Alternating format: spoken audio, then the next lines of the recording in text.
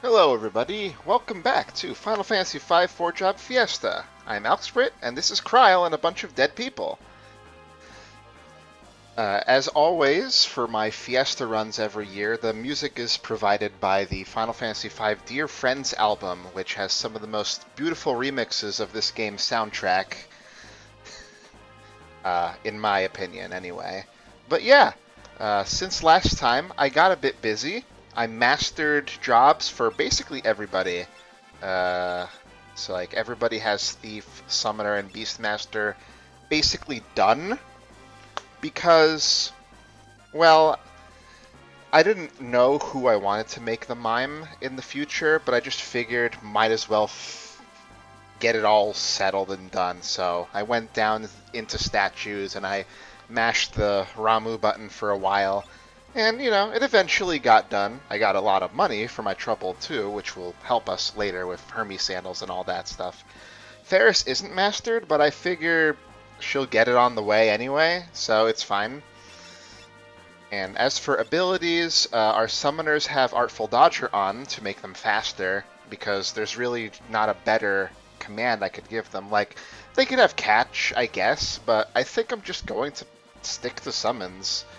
There's some situations where a catch might be better than a summon, like to do a status effect or something, but overall, I think raw power will be fine. And of course, our other characters have summon secondary, so they're not going to be gimped by having slightly lower magic power than actual summoners anymore, now that it's all mastered and all that stuff. And equipment is pretty standard. I wish I had thought of getting more rods beforehand, but it's fine. We won't need them soon enough. With one gold hairpin on, Ferris has the bone mail on because she's going to be frontlining, and she's going to need all the help she can get physically, defensive-wise. And Bartz is not going to really be whip attacking for the moment, so I just gave him the main gouge so that he too had a way to have a dodge chance like all the Elven Mantles and everybody else. But yeah, it wasn't Kryle's fault, don't worry. I also took some opportunity between sessions to grind my running so that the chicken knife is going to be ready when we get there. And I also stole a reflect ring from one of these reflect mages off-screen because you never know when they might be handy. But yeah, so far so good in terms of battle prowess. So all we gotta do is step into that room and we get our little cutscene here. Kelger's gonna give up his ghost to help us, I guess. Well, I guess everybody's gonna work together. I skipped past it, but I love the celebration music of the fort revealing its true colors here. It's really, really, really whiplashy, shall we say.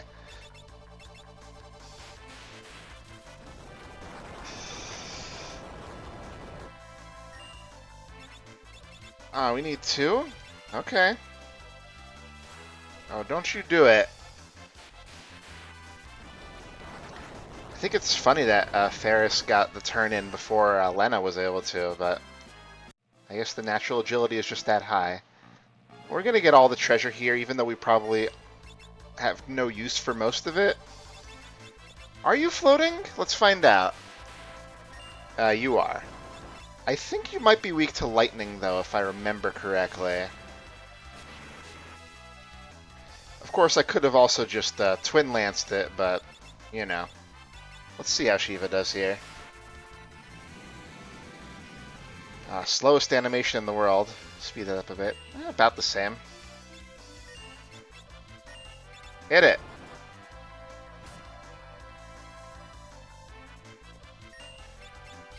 Yeah. Okay. We'll get through this eventually. Of course, we could always just run, but what would be the fun in that?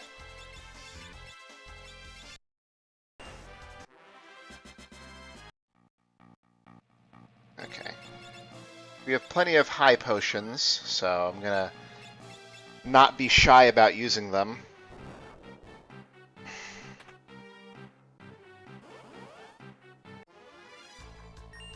I will run from this one. Before, there was a bit of sunk cost, but I'll just get through this now. Hey, Lily. Nice to see you. Okay.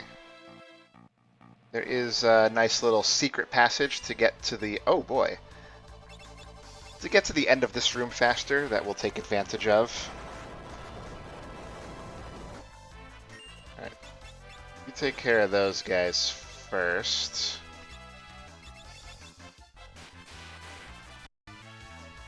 We're just going to be doing a bunch of this.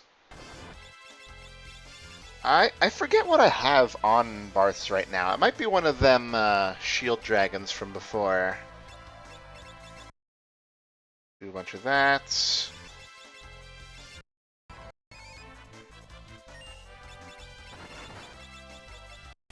Now, for being magic dragons, they're using a surprisingly low amount of magic. Forgot they had a Roga. That's okay, though.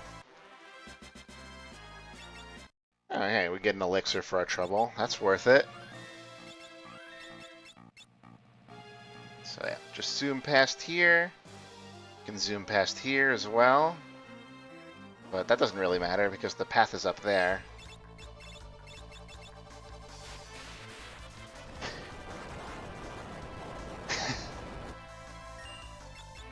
Yeah, who knows? Who knows?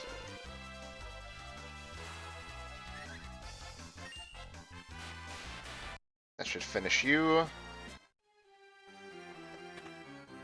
Ideally, we end this dungeon at level, what do you call it, 33, so that we can turn Xdef's level 3 flare against him. That'd be funny. If we do get to that level pretty early, I might switch some people to be having flee as a command instead. Probably Ferris, more than likely. Get him!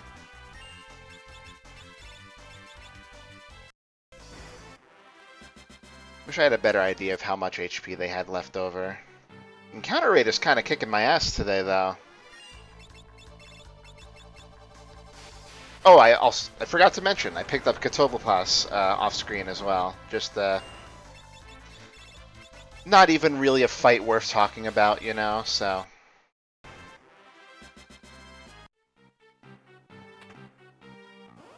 I think it's a bow past that secret passage, so I'm not going to waste my HP walking through the lava over there.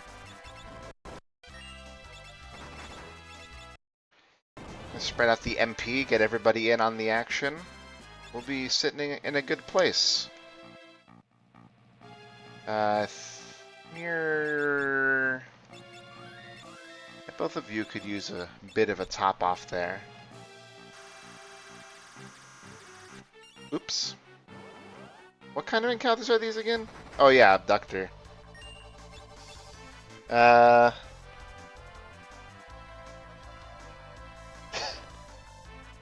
That's true. You know, I never thought about that. Does this work on you? No. Well, at least it didn't work immediately.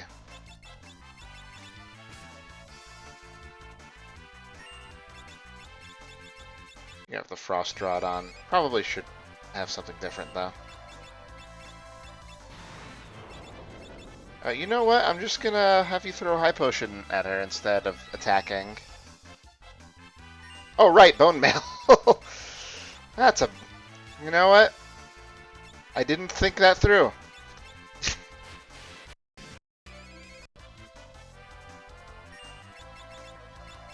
I'm gonna admit it. I made a boo-boo. Made a boo-boo oopsie.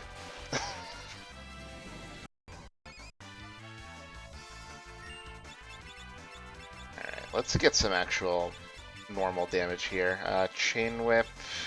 Hit him. Thank you.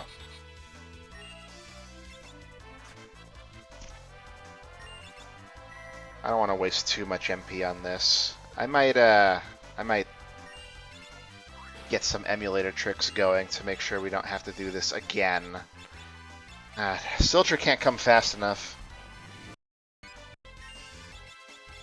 I did not think this guy had this much HP. All that for 2 ability points, too. That was not worth it. Good thing the bone mail doesn't do anything out of battle.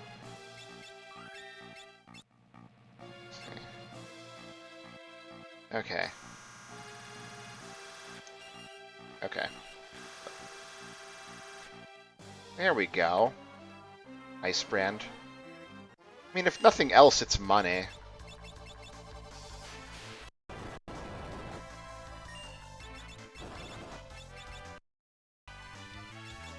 Sure, 3 Titans, why not?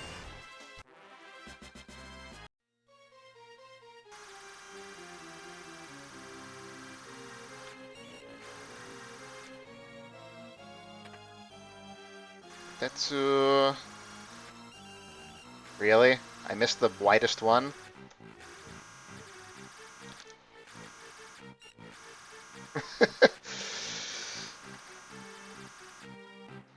Sheesh, finally. Yeah, I knew there was a thing over here, so let's keep using our tents while we still have them. Need 2. Everybody will be at full MP now. Okay, what's the next room? Oh yeah. I like this treasure chest trick over here. There are, yeah, dragons over here. I forget if the yellow dragon has a specific elemental weakness compared to the red ones. They're pretty strong, though. I'll give them that. Might go for a paralysis hopes there.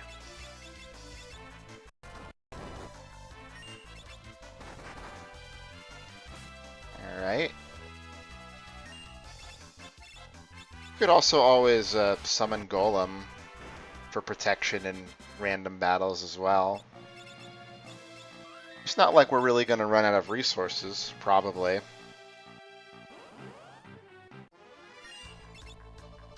blue dragon.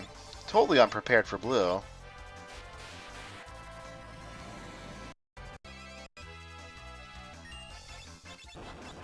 I don't know which one of these is the bigger threat, but...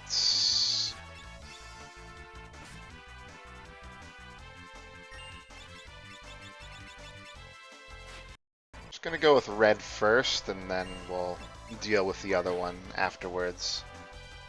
I like changing my mind about my strategies, like, every time, though.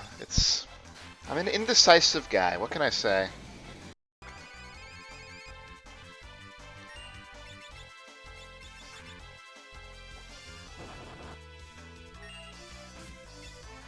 Do we use fire on the blue dragon, or what? It always feels weird to use fire on a dragon, because it's like, aren't all dragons fire aligned in some way or another? But, I mean, I might as well give it a shot. That was nothing. Cool. So far it's done nothing, though, so we're good there. Let's try Titan. Nope, doesn't work. Alright, how about, Ramu? I guess a little better. Missed on both. There we go. There's the actual threatening damage.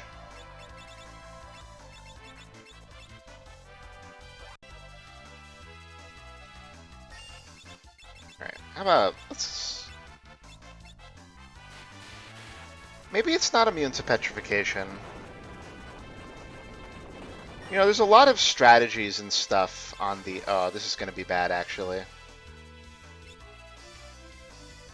Run? Okay. Phew!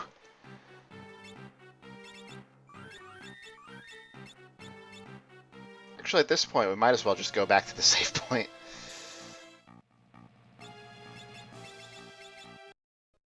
Yeah, like, Enkybot is useful for boss fights in general, just because there's a lot of tips and tricks you can do, but not so much tips for, like, handling random battles. And I assume that's because most people are just running from every battle. But, you know, I kind of like fighting random battles. It could be nice to maybe have a bit more specific stuff. I'll tell you, the bad guy of this game is a knight-looking guy called X-Death.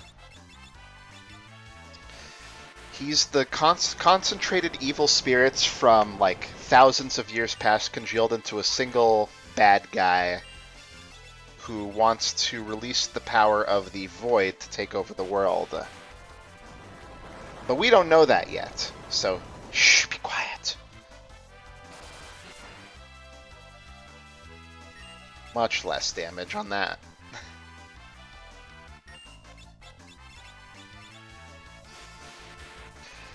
But in general, this game's story is very, like, Saturday morning kind of stuff. Like, you're not going to get something crazy, complicated, or weird out of it.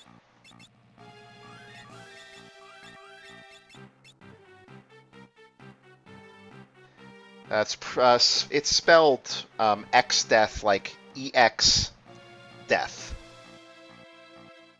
No abbreviation there. Okay. Yeah, we have to eat some damage on the lava tiles there.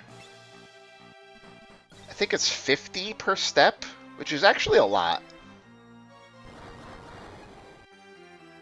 Okay, if I remember correctly, down and up to get this, which we don't need. Okay, here we go.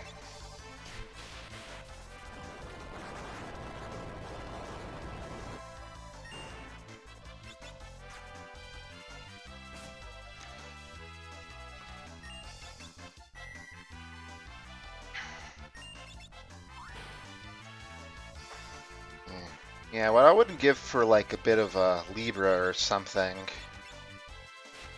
We'll do a bit of Golem, though.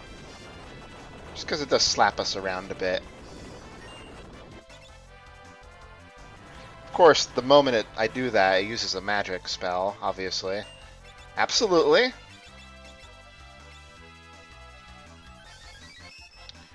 Now, once we fight our next boss fight, we'll be in good shape. There we go.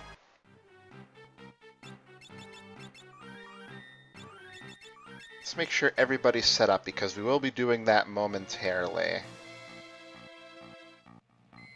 And here we are. Let's get the Thief's Gloves on you and take away the Bone Mail just in case something goes terribly wrong.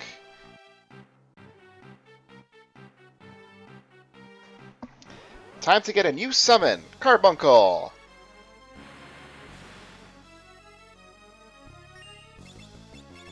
So we just have to last for a bit here, because fighting it directly is not a good idea. But we will get Reflect Rings from him.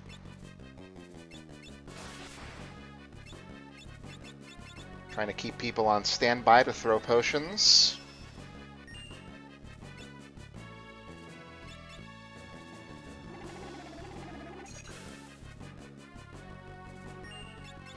Sure, I will drink some water. Ah! Delightful. Who got hit? Lena did. Now, if it's 3 turns like I remember, I think I can... Oh, not yet. Not yet.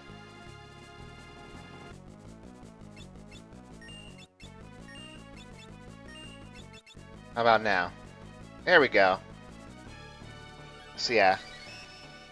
It like goes into a healing mode after attacking for an amount of time, and in this mode he is vulnerable to being petrified, which will end the battle instantly. A non-summoner doesn't need to fight this battle, but a summoner has a pretty easy time beating the fight, which is good.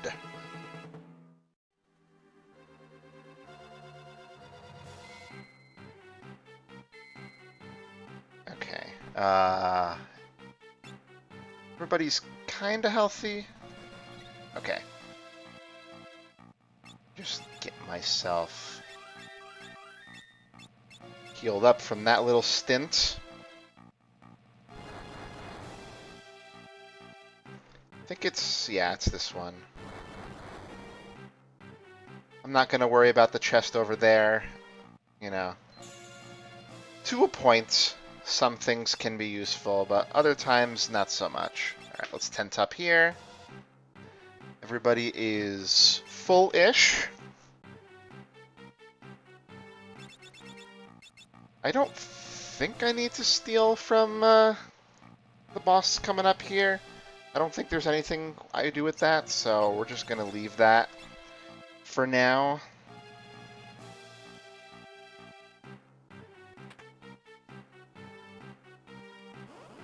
Oh. The path is over there. I don't know if that path is normally visible, but maybe it just is. Alright, finish trying to revive yourselves and die, please. Thank you.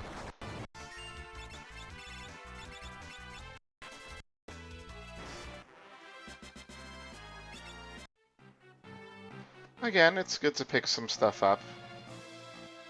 I think it's just a Fuma Shuriken and a Partisan. Oh yeah. Chest is closed again. I don't know if I have to open it again, but I will. Just to play it safe here. There we go. Ferris is done. We still haven't leveled, but we're pretty close, so I can finish it off. The X-Death is just a couple rooms ahead.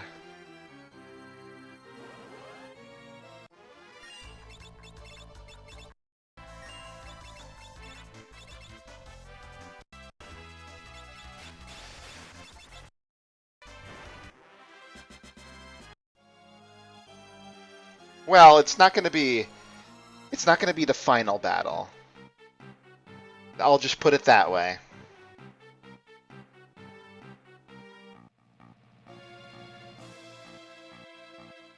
So you can see the dialogue is very goofy.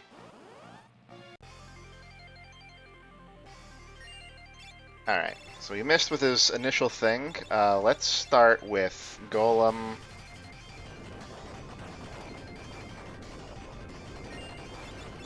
And Carbuncle.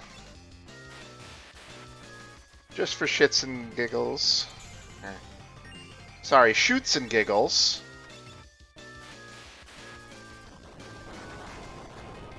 Let's lay into him. Should be pretty easy. I'll use this up, why not? That does, I forget if that saps or not. I don't think it does, actually, but...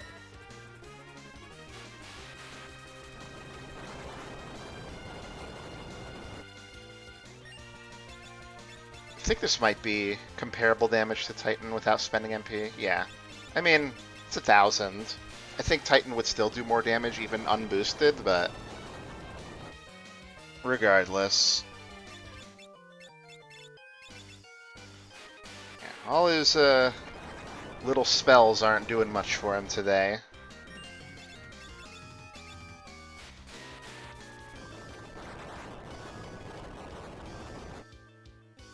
So much stronger than we were, like, only like a few hours ago.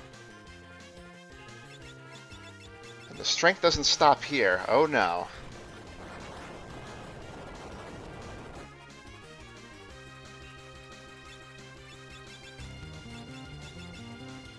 Okay. What am I doing? Oh yeah. Does it get a little absent-minded? It's okay though.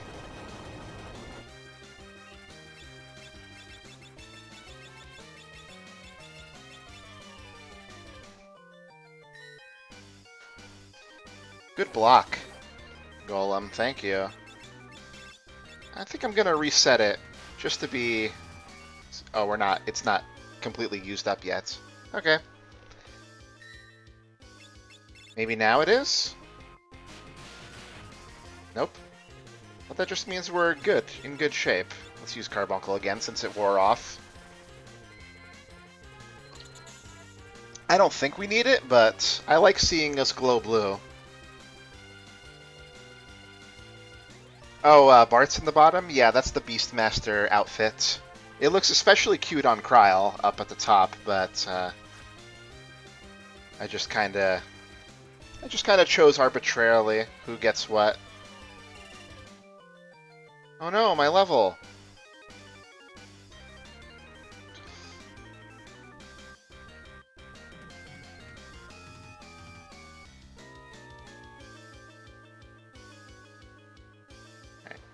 So now that this sequence has started, we've already won the fight. We just need to wait for it to play out, basically.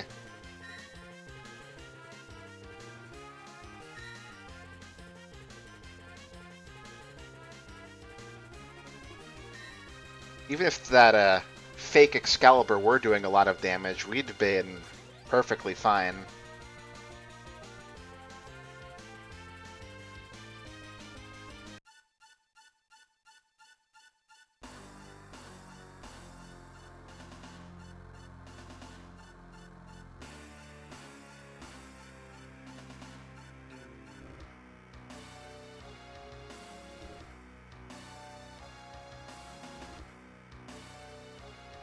No, I've never played a Shin Megami Tensei game before.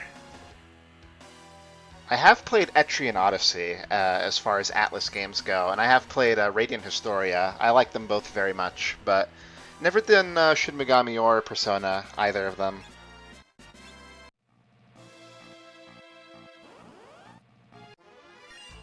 How are we on MP? We're fine.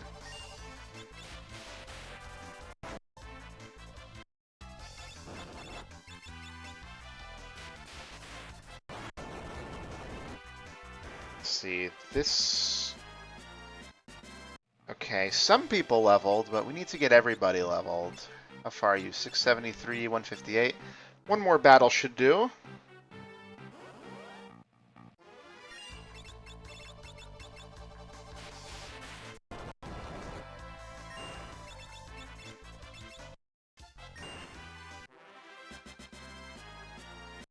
There we go.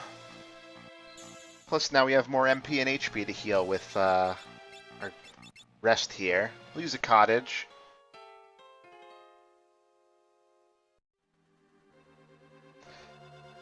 Alright, now even the summoners have more than 1,000 HP, which is fantastic. It always feels good to hit that final digit.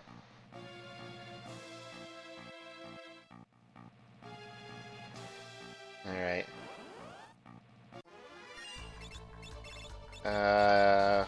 I'll just try to avoid going too crazy here with stuff, but I think we'll be fine.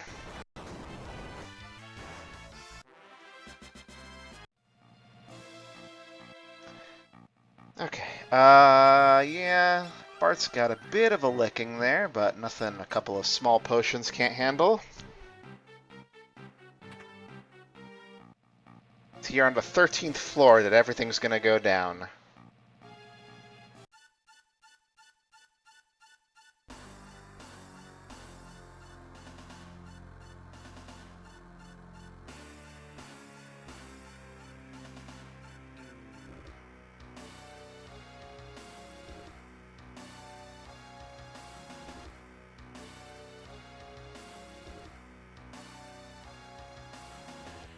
Alright, let's do this.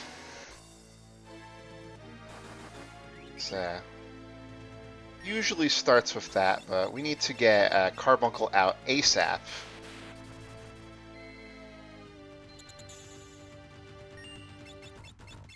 He's got a good mix of both dangerous physical and magical attacks, but the one we're hoping to get is a magical attack that would be great to turn against him.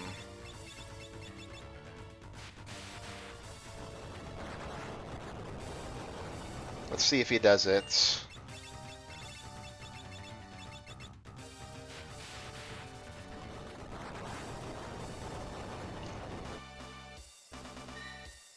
Alright, Vacuum Wave, that's fine.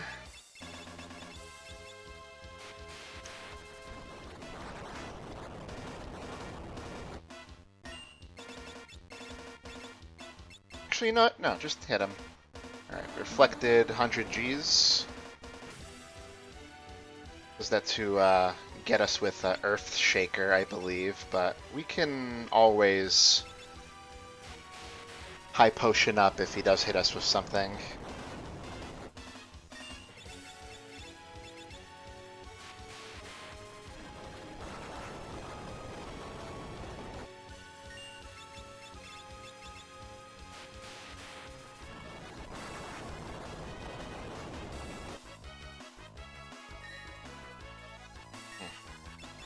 Yeah, not using a lot of spells today.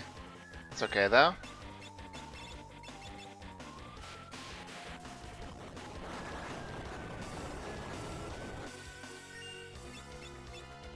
Alright, there's Earthshaker. How much does that do? Fair amount, fair amount. Let's get everybody patched up. Well, probably not Kryl. I think we'll not last. Oh! Went down. Let's get that back up. ASAP.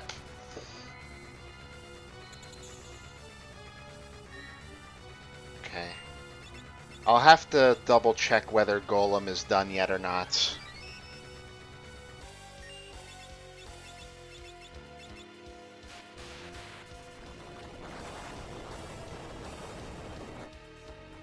Do it with Bart's here. Alright, it's still active. Hurricane, that's HP to 1. Get you back up on your feet a bit. We got to revive Kryl now that the Doom has happened. Okay.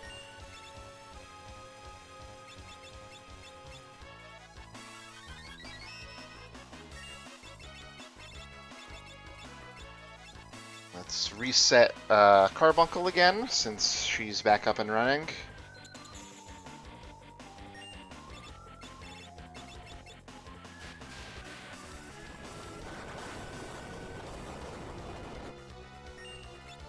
We still have not pushed him into Phase 2 yet. It's not like announced or anything, but he'll start doing like 2 actions at once. Okay.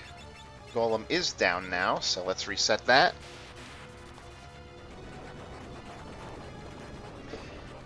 I'm actually surprised how long it's taking for Golem to get used up, because it goes for a set amount of HP based on something or other.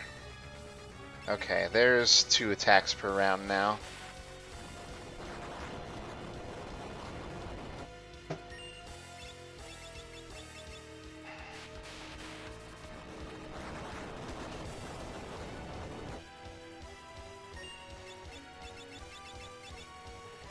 Just gonna make sure you're okay there. Ow. Oh, that's weird. It didn't do anything. Maybe, I mean, Golem should still be up, so maybe it was just a graphical glitch or something.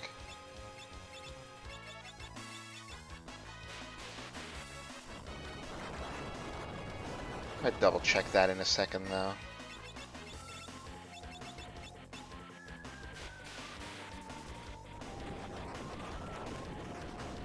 Maybe it showed because it was the end of its HP. Wish I could be doing something a bit more fancy to win this fight, but, you know, it's okay. Alright, there's a reflected spell, finally.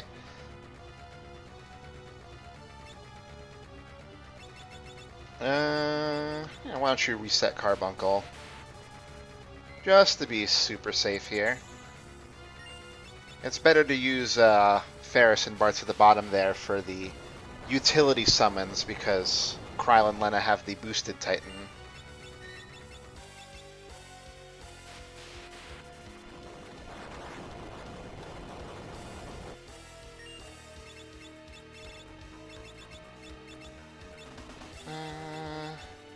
We're probably okay.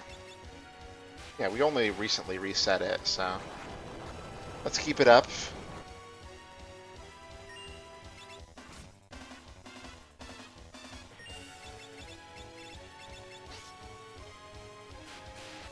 Okay, not sure if that was real or not. HP hasn't updated yet.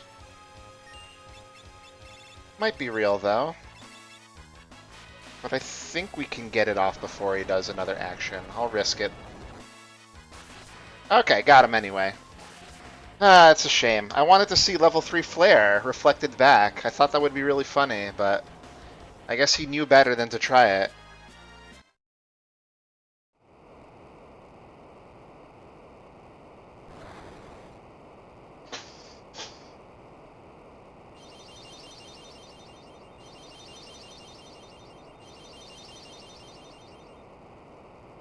Well, so much for those guys.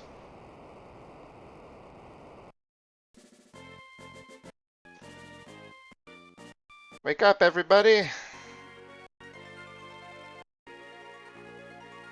Okay. Now, before I forget, I'm gonna remove all of Lena's equipment.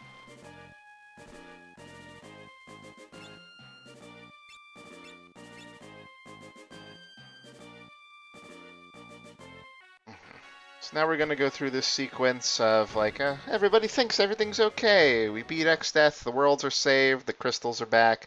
We're gonna have a dance. Ferris is gonna get in a real dress, and everybody's gonna be happy. But Kryle's a little worried.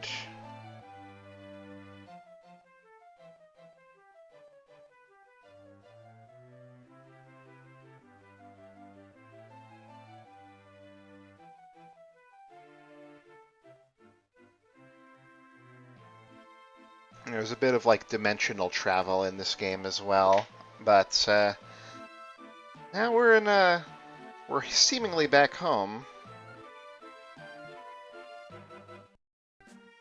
Yeah, just let the princesses be princesses. It's all good, I assume. And we got a free rest for our trouble, so that's good too. One of these days I gotta take the game slowly again and talk to all the NPCs and stuff in every area, because it has been a long time since I've seen all of that.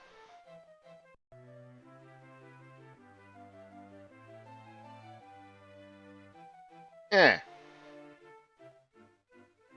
Eh.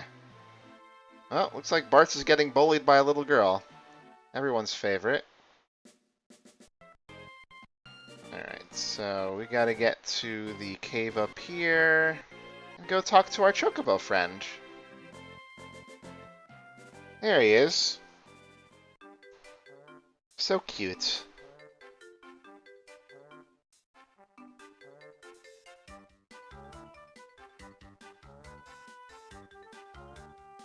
I'll let this scene play out.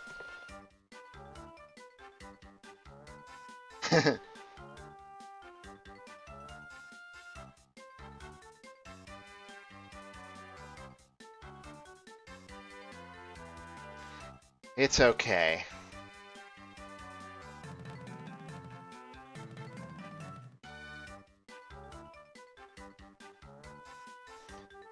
Chocobo love, everybody's favorite. Can't ride on the female Chocobo, though. That would be wrong.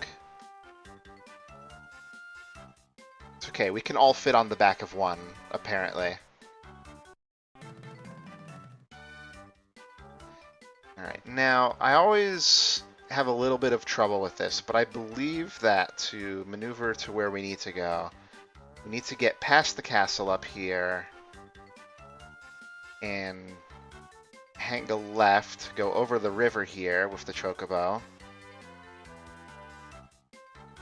and should come up against the valley here, past this river. Okay.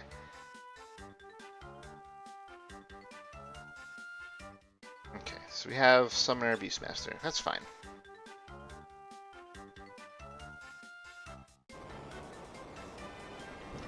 Oh no, an earthquake! Ow.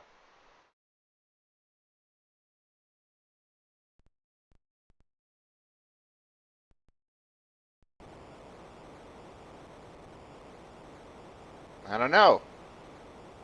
Whatever it is, there's two of them! It's just an antlion. It's fine. How do you do with Titan? Do you take double damage because you're digging? No, you take no damage, actually. Well, that's fun. Alright, why don't we get Golem going and then take care of this the slow way. And the annoying thing about this fight is that you do get the level halving. Yeah. Shiva's probably fine. It doesn't have too much HP though, so we'll be okay.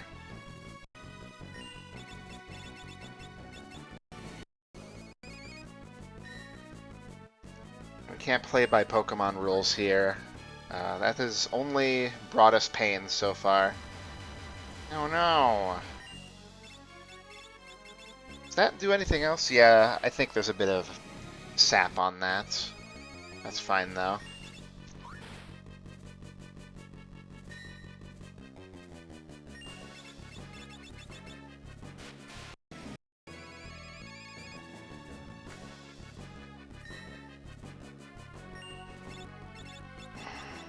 Oh, just hit him.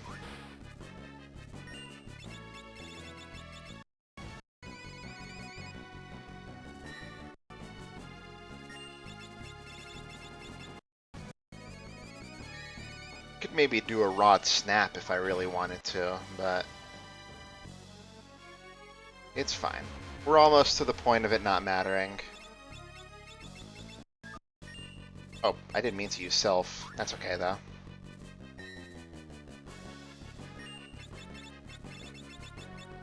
Sylph and Shiva are right next to each other, and they start with the same letter. That's how you know.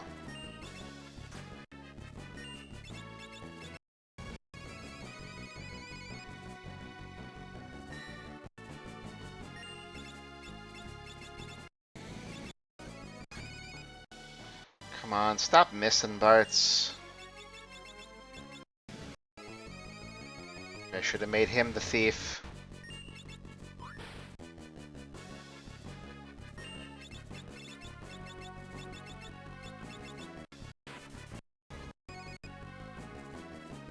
This should be ending pretty soon.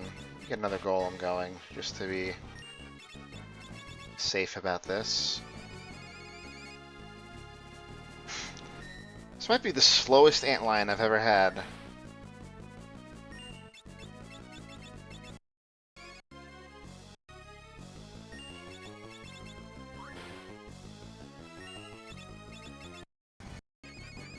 There we go.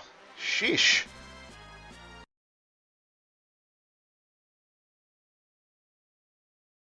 Alright, so eventually a rope gets lowered down, but we can't reach it because whoever is doing that is a jerk.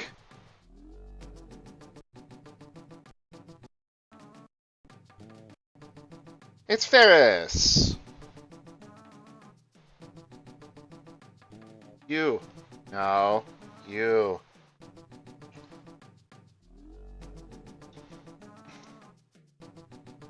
Oh, she's a pirate, by the way, if you weren't aware.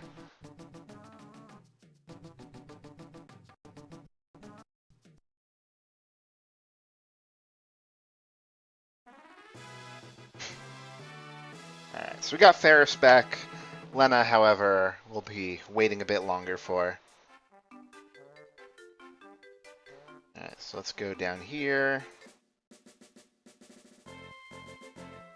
Yay, we got our speed back. So Guido here is going to reveal that we didn't actually go back to our world, but both worlds merged together. And XDEF is here being like, ah, that was my plan all along. Because now that the worlds are mixed together, the void is unleashed.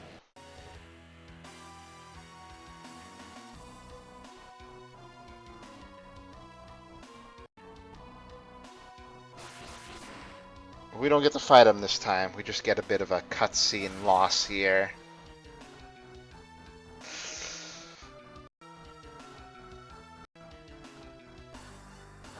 Yep, things aren't going so well over here. The void just leaves like a gaping hole where the castle used to be. Rest in peace.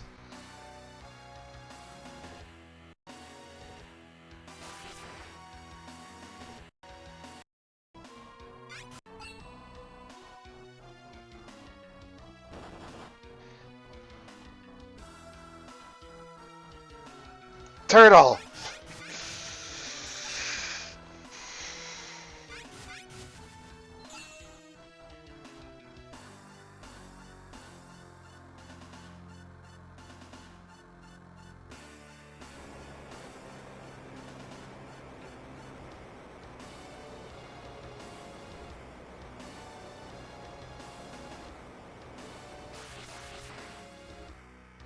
Oh, they all get blown away.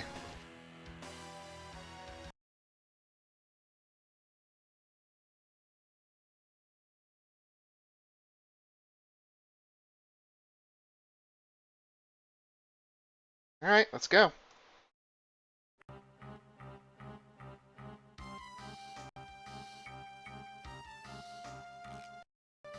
Alright, so Guido here is going to explain to us that in order to stop X-Death, we have lots of other problems to deal with first, because the Void had lots of stupid monsters in it, and we gotta deal with them. But there's also some legendary weapons.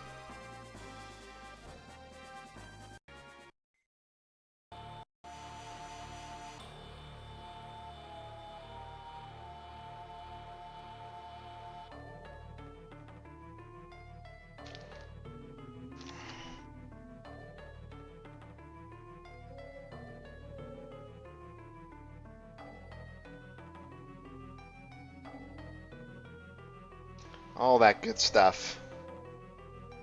Some of it will even be useful to us. So now we get the book, and we gotta go hunt for the 12 legendary weapons. The pyramid nearby is our first stop.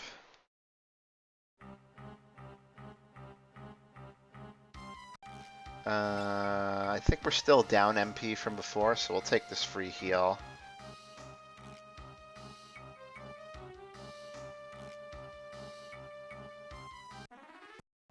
I'm just gonna get that song because I hate missing that, even though I haven't gotten any of the others. No bard for this guy. Okay. So now that we're here, my plan is to try and avoid as much combat as I can until we get our 4th party member back. So I'm gonna give... Well, I guess Ferris is the one that needs it the most, because she's fastest. But I didn't want to have Kryl outspeed her or anything. So I'll put her down there for now. Range like this, I think, is the speed order that we have now. Yeah, I just don't want the experience difference to be too big, so we're just going to try and run from things for a bit. We'll smoosh through the pyramid without getting much of the treasure there, and then we'll come back to get all of it later. Oh yeah, you got the Reflect Ring because it's technically better than the Elven Mantle for some reason. But we don't want that. So, gonna pass right by the tree here. No need to have that cutscene happen for now. All the currents here have stopped. So now we can just walk across it on the world map. But we're gonna skip the pyramid for a second and go over here. Flee is nice because unlike normal running, you don't have to wait, it just happens. So we're going to go in here and get the actual true legendary weapon that the game never tells you about.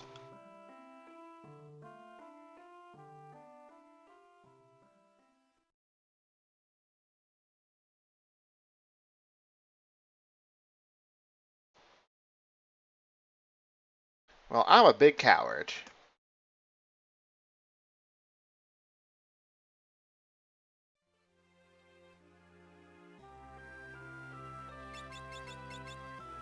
So much for the Twin Lance. Now we have this weapon, which is 10 times better. Actually, now that you have that, you will be faster than Kryl no matter what, so we'll give her Artful Dodger back. We are going to need some actual offense coming up here, so couldn't hoit.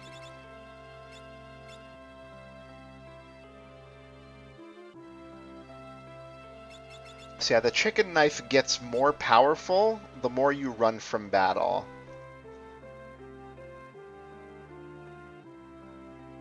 But it does have a cap, of course. 127 is what I worked on off-screen just to make sure we're not sitting here waiting. When I'm on normal pace for my Fiesta streams, usually around this point is where I would break before my 3rd stream, but since the beginning with the Beastmasters and Thieves by themselves was so slow, I had to do things a little differently. The downside to the chicken knife, however, is that a quarter of the time when you use it to physically attack, instead it will automatically try to make you run from battle, even if you don't want to. But there are some ways to get around that. One of those is to use the mug attack instead of a normal attack. That will ignore the proc of the chicken knife.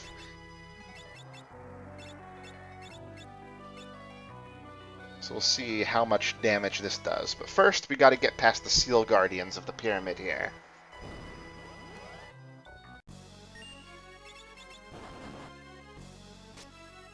Yeah, 25,000. Not bad at all. I'm going to let her get her turn back, and then we'll, I think, see if this gets them low enough. You have to kill both of these guys at the same time or they'll revive each other. But there's a teensy-tiny bit of leeway, enough for me to do that. And thankfully bosses don't give experience, so I don't feel too bad about doing that.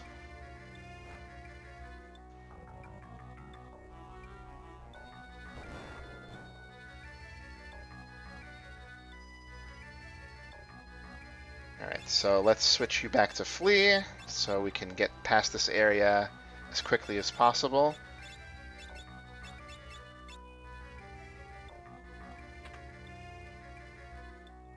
See, I'm going to be skipping most of the stuff around here, unless I get into encounters like this, which I don't think we can run from. I forget if these guys give experience. You saw that can't escape there. That was the chicken knife trying to run. Yeah. Can't really avoid these guys, unfortunately. But at least they get one shot if I actually manage to get the attack off. Little snake pit problem here. Alright, so let's see if we can get past these guys. Can't escape, right? Alright, Ramu, come on out. Help us out here. It's times like this I do miss the Black Mage, because they do a lot more. I have a Thunder Rod, right? Yeah, there we go. That'll help a little.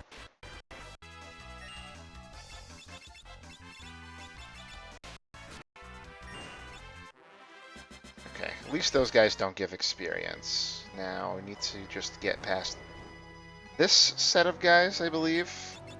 Should heal first. No reason not to.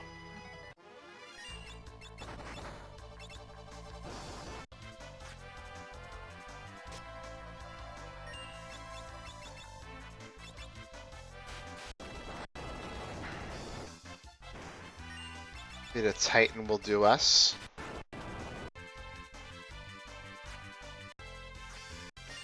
Matter of fact, I think I'm just going to let Kryle take care of the rest for us.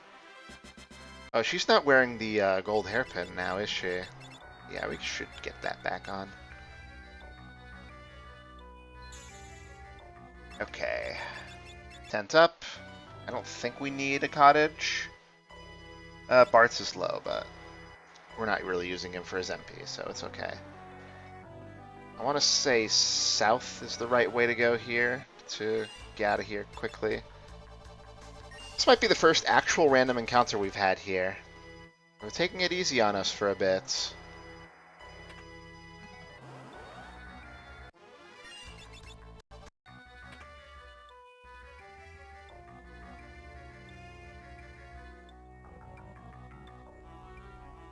Okay. Is it right or left? It's left.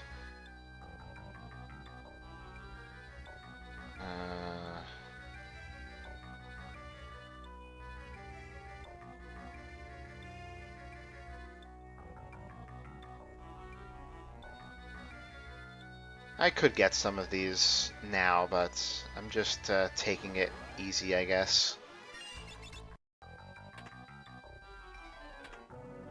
Here we go. Made it to the end. There's not even a real boss fight here, so that helps.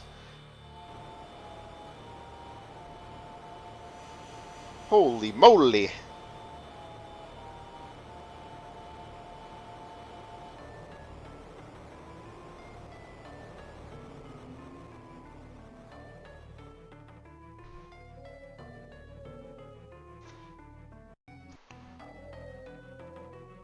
Turns out this weird peninsula was Bahamut all along.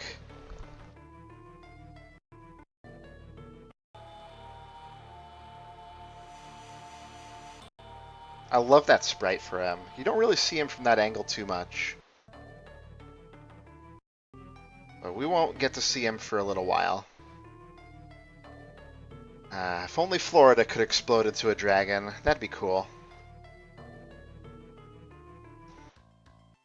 Alright, so actually, I'm going to vary my setup here just a second to make things a little more even. I'm going to give you back the Twin Lance, I'm going to give you the Chicken Knife, and I'll have you with Mug instead. And yeah, you can keep the Power Armlet, it's not going to really matter. You've got all your stuff. I want to give you the Flame Rod to start here.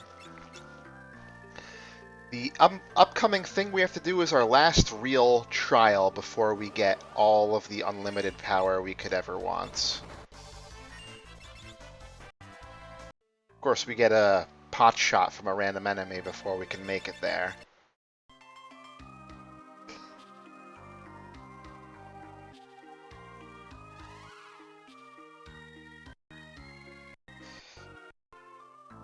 Our old buddy the Windrake showed up. It looks like he managed to get Lena out of the carnage just in time. But she's not doing too hot.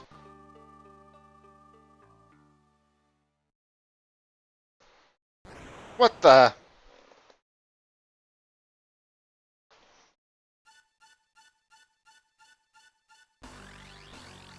Looks like she got possessed by one of Exdeath's minions. That he now has because the Void is on his side.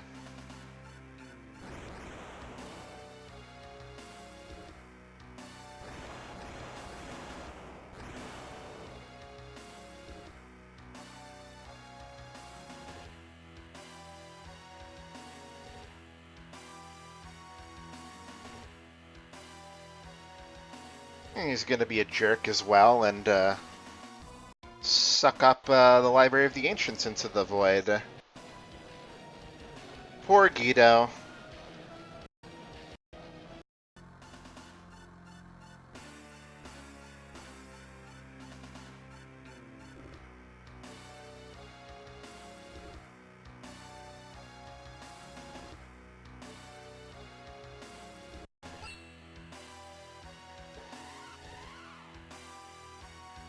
Get him, Drake!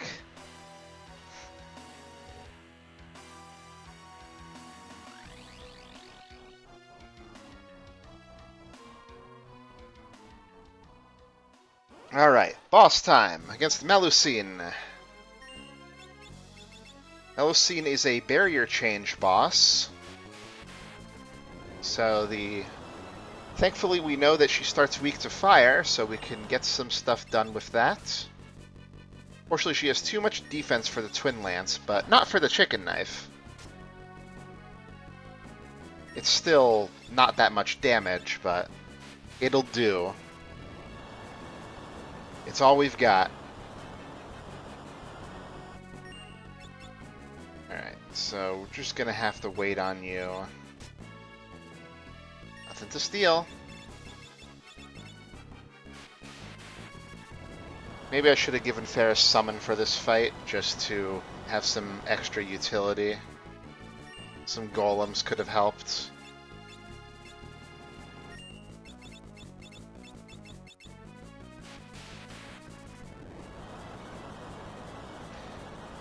Well, while she does switch her elemental weakness, sometimes she becomes weak to physical attacks as well. So if we get that, then we'll be in good shape. But alright, Split Blizzaga shouldn't kill us. Alright, now the barrier has changed. have you throw items. Hopefully I didn't leave the bone mail on anybody. We're okay for now. Well, I can't imagine she'll have changed to the same thing. We might do a little bit of healing if we get it wrong, but I'm going to try it anyway. Hey, we got it right.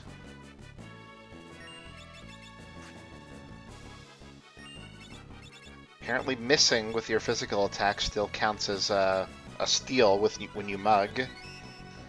So that's interesting. So let's... oh, that might hurt a bit.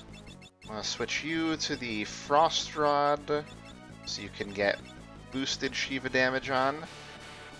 There's try to keep Bart's alive so we get our extra source of damage here.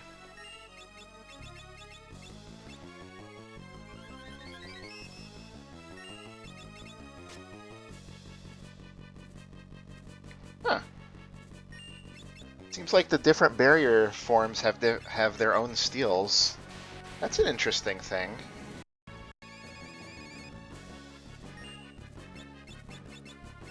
Actually gonna heal again, because I don't think it's actually, like, overkill.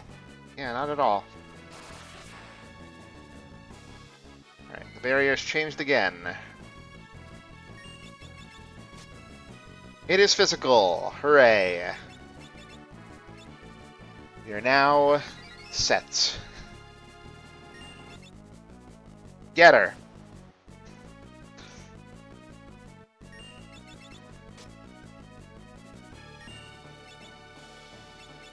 And you just heal yourself.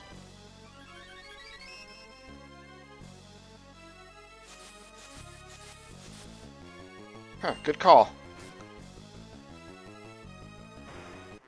Got her.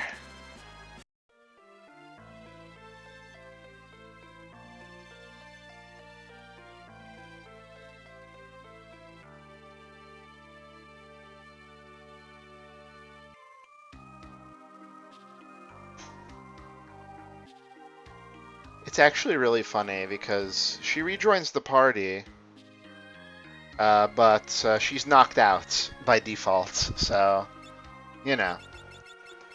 Let's use a cottage. We got a bit more fleeing to do, so let's get you back to the chicken knife yourself. And let's optimize you back. We will want that air knife pretty soon. Because we have a very important mission to go on. All we gotta do is walk over to our airship and we're good.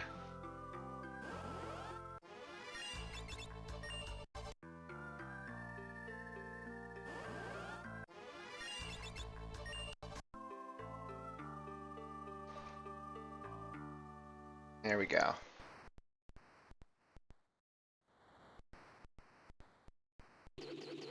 So we'll go get the legendary weapons, but first I'm gonna get another really important thing for summoners in particular.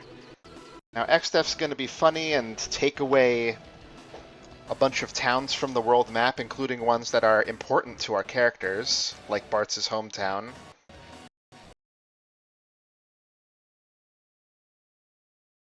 And Bart's is going to get mad and just steer the airship forward for a few hours.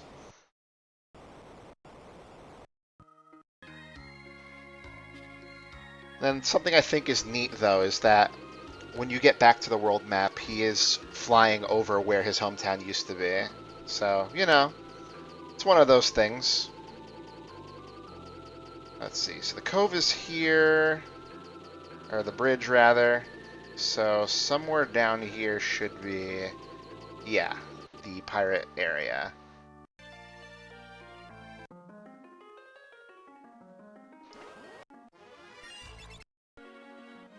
Probably run from these guys manually pretty easily.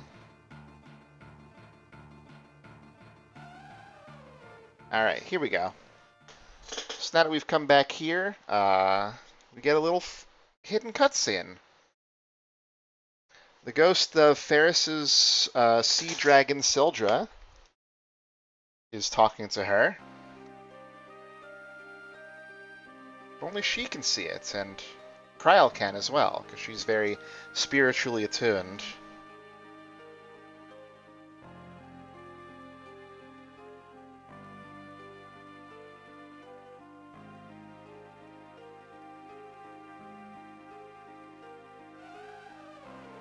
So cute.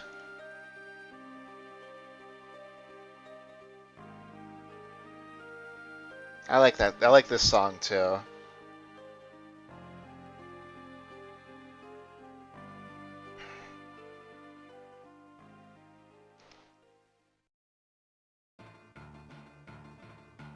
So now we've just acquired the strongest summon in the game.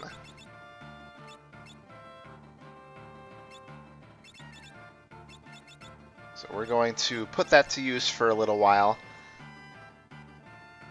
And we'll save the chicken knife for later, shall we say. Everybody who's going to be using Sildra should be packing an air knife to boost its wind elemental damage. Let's see. Let's get that off. We'll have to make some stops in other places as well to power up. It's only been an hour. Making good time, I think. So let's see. I just want to show you what we're dealing with here. Before we were doing like 1800 damage with Titan, now we're up to almost 1,000 more. And that's going to be on everyone, not just the raw summoners, which is really nice. So let's get back in our airship. Let's head basically straight south. Let's get in here. We get into an encounter in this forest, we end up in the Phantom Village instead. And over here they sell some really cool stuff and have a lot of fun hidden treasures as well. You can buy raw elixirs here and other basic items, but the equipment stuff is what we're more really interested in right now. We want to get to particularly the armor store here. Examine the box to reveal the secret passage to the ring shop. And here we want to get Hermes sandals for everybody.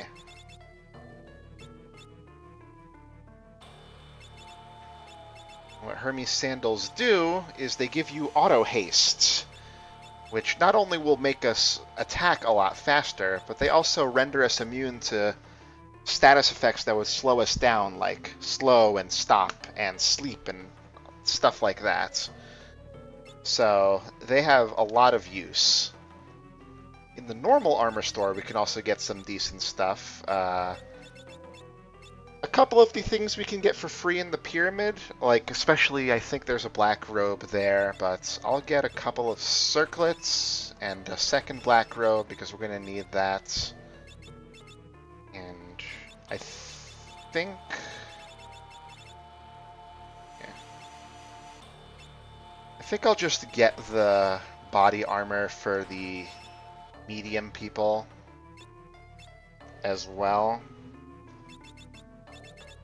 I don't... yeah. Less strength, more agility, but that's fine because we're not going to be physically attacking for a while. Same with the black garb here. And of course, much better defense. Not going to be too mad about that. Oh yeah, we have gold hairpins. We didn't need 2 circlets there, but we'll give 1 to Lena. And the black robes significantly boost your base magic stats.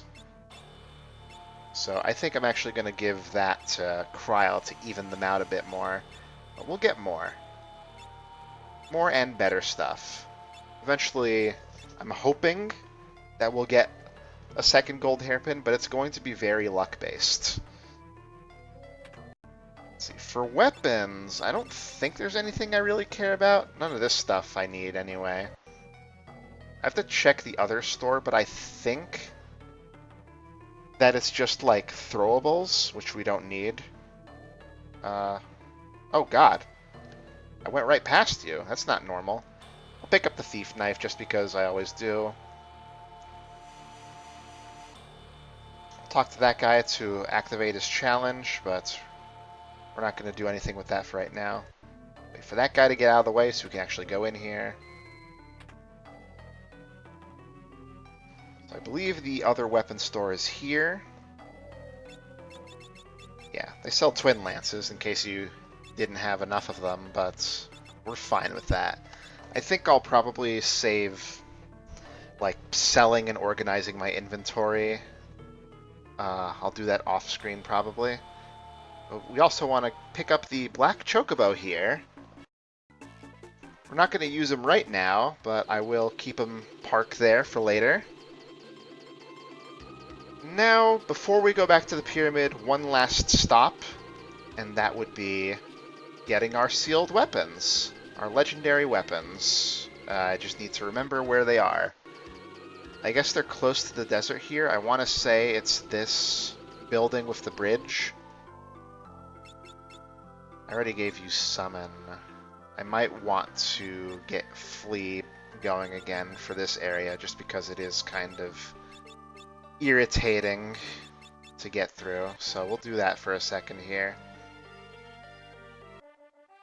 Nope, wrong castle. Alright, it's one of these. Was it near Karnak? Was that the thing that I've learned before? Like up here somewhere? I think we need the airship to get to it. Maybe it was that other castle I saw before. Not that one. That's Castle Ball.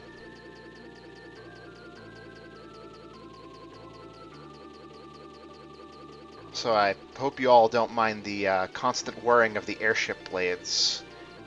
They surely don't get annoying very quickly. This is the bridge I was thinking of. Okay. Where is this on the map? Like center middle-ish. Okay. Just take that for safety's sake.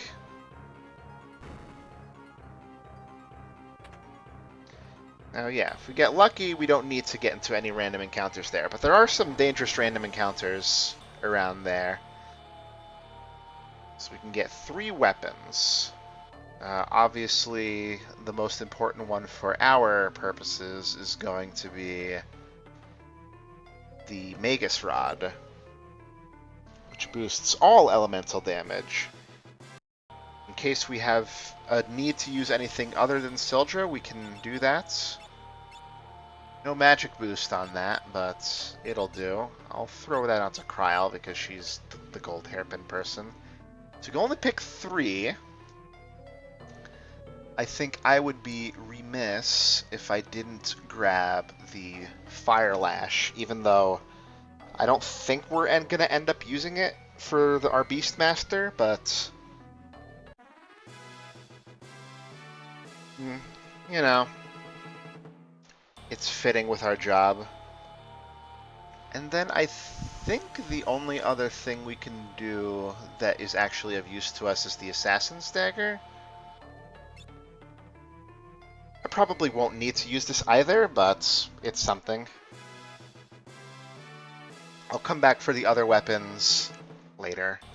Probably when we get all the rest of the tablets. I don't think even thieves can use like Sasuke's katana or anything. I think that's ninja only. So as we leave here, Xdef is going to call upon his minions to go do stuff. They're going to be guarding the rest of the tablets.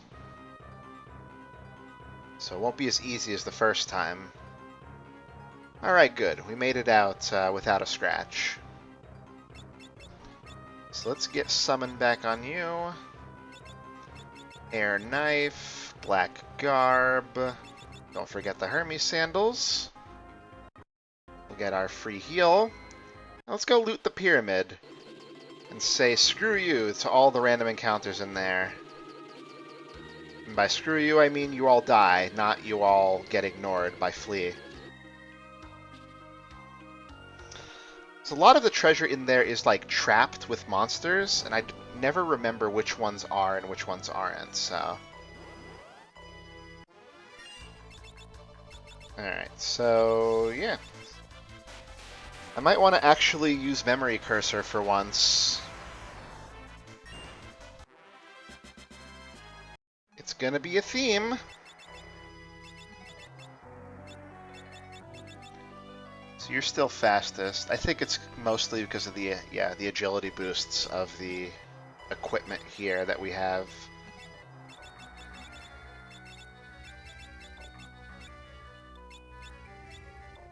Yeah, that's our speed order there.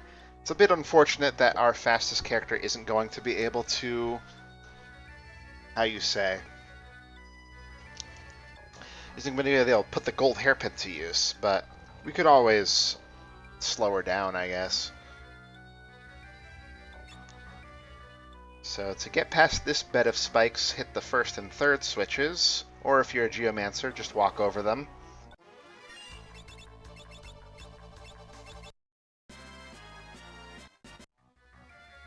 Okay.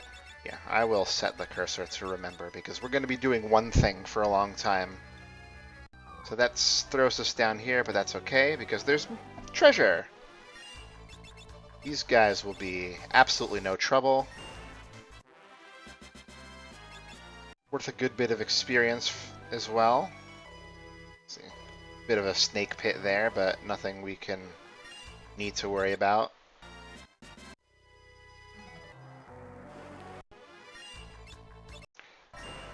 And it's a nice thing about summons, no split damage for attacking a bunch of enemies at once.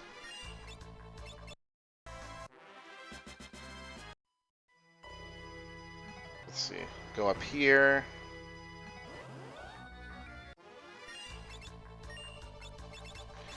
We'll have you take care of some of these just to put that gold hairpin to use.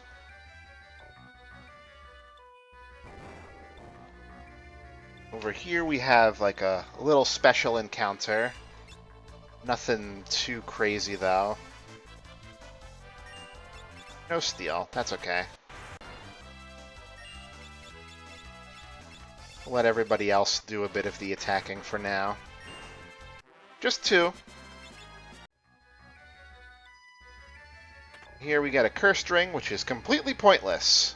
But I'm getting it because I like to get things. It's my God-given right.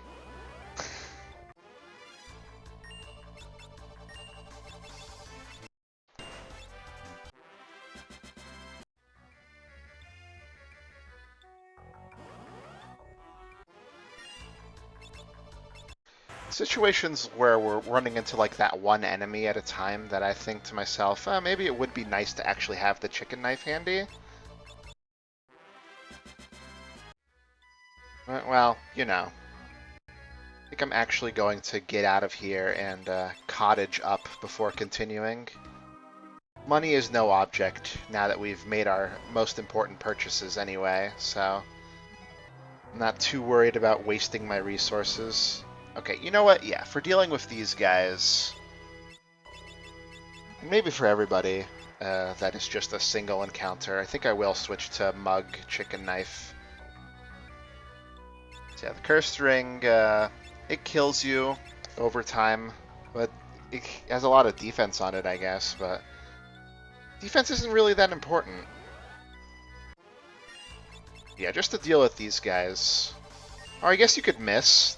That's fine, but Krile can take care of it afterwards.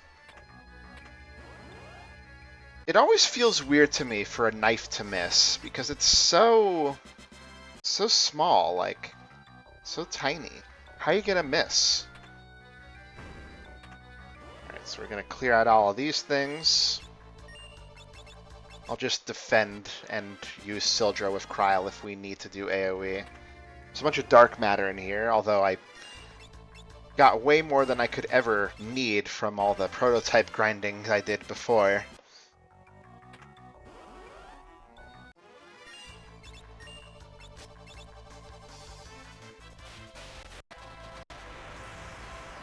Also, if I wanted her to not act immediately, I can always just take the Hermes sandals off for a second.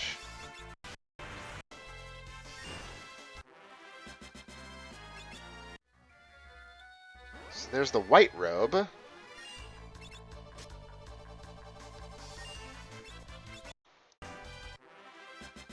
That enemy is really annoying to run from.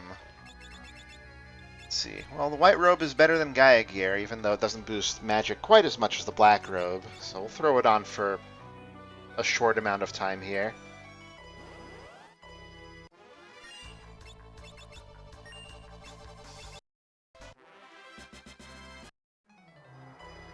Oops.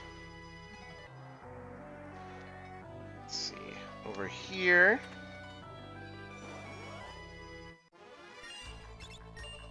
So while this guy is weak to lightning, and it looks like Soldier's doing a lightning attack, but it is Wind Elemental. So you're going to see the same numbers. It's still not worth using Ramu because Soldier's just so much more potent. Got more mummies to deal with in here.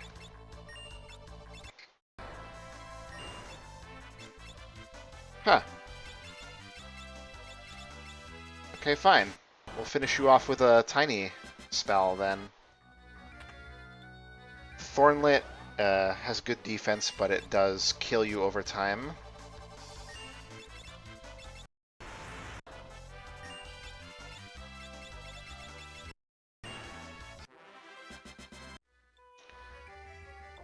Yeah, in some ways it's nice that you get Sildra for free and it's so strong, but it does make allegedly stronger summons like Leviathan and Bahamut feel less important.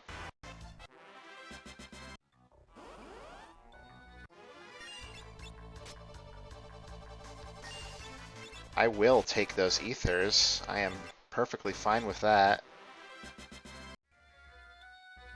Killing those mecha heads is very pointless.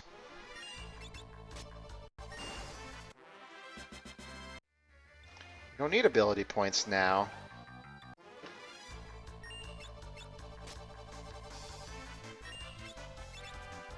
I think this takes one from everybody.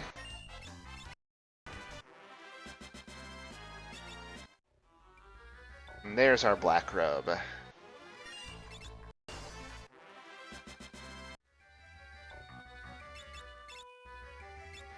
Alright, so now you're gonna pick that up. Stamina is not important. Alright, we get to cottage up again. I'll probably just sell my tents for the sake of speed here. Let's go around this side first.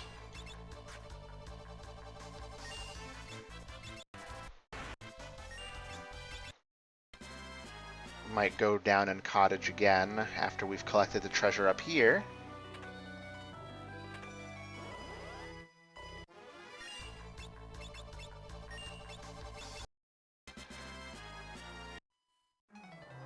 And easy game. Easy game. Oh, hey, our friends. They can stand up to one thunderstorm, but not two. It's too bad we have no use for heavy armor. I don't think even Mime can really do anything with that.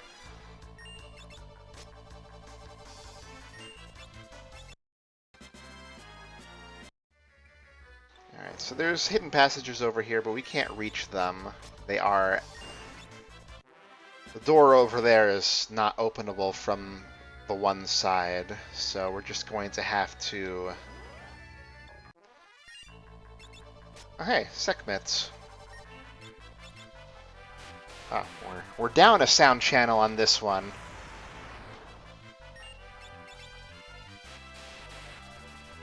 Yeah, Summoner's pretty strong in this game too. Hello, Sea Dude.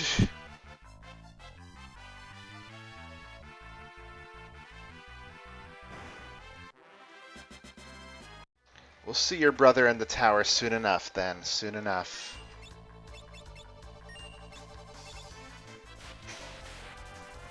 That's true. I always forget that the brothers from Final Fantasy VIII are based on those two guys. Kind of a deep cut, honestly. You don't see too much of that kind of reference these days. It's all just the same old summons every single time now. Like, I don't think any game besides this one has Sildra in it.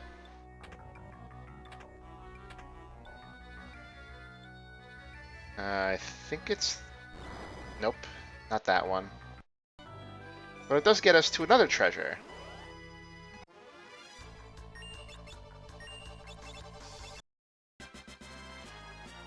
Just speeding past these. More levels. Ha ha ha ha.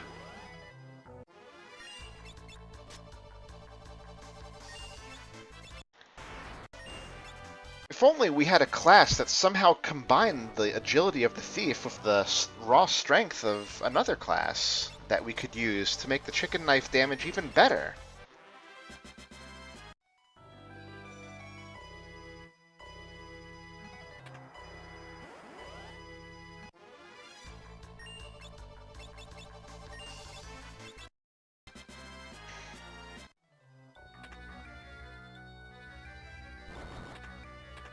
Alright, more treasure chests. More of this same encounter every time.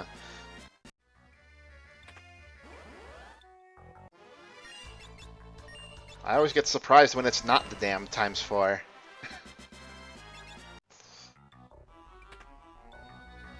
This side just has money.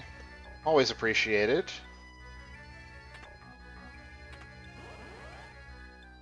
Alright, we are almost there.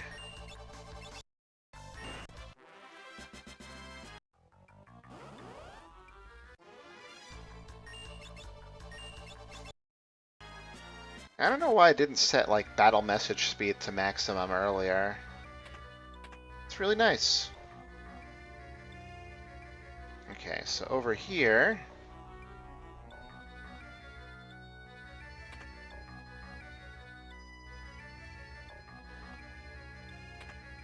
There's our second gold hairpin.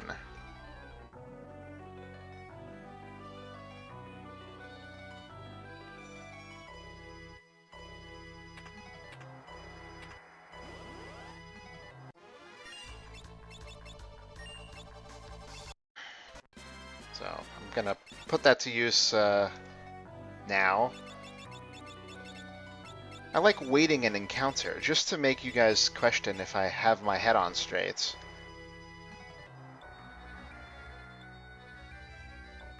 Oops, fell down. That's okay though, we want this. We also want this. And we want that.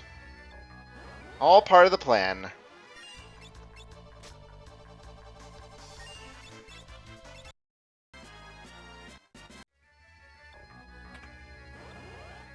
Is this one the same? Yeah, it is. How's your MP? Getting a little light. Good thing we have multiple people. Ah, the Gaia Hammer. Source of many a silly speed run with Berserker on the SNES version. Alright, I believe this is the last one.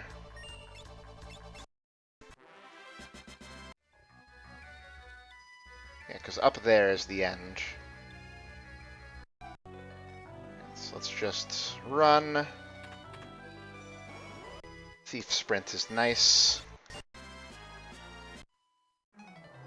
So we're done looting this place. This should be faster as well. Yeah, I think I got another Lamia's Tiara out of that. Not that we need it.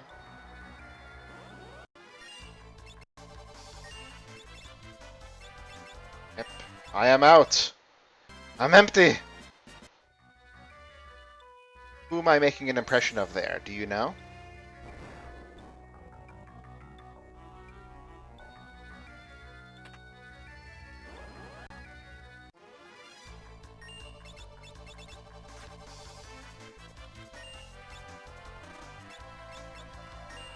I'm doing Zagreus when he runs out of casts.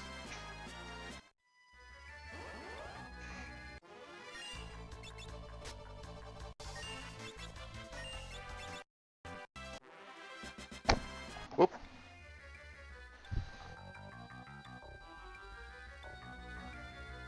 Yay, we can just speed right through. And we're out.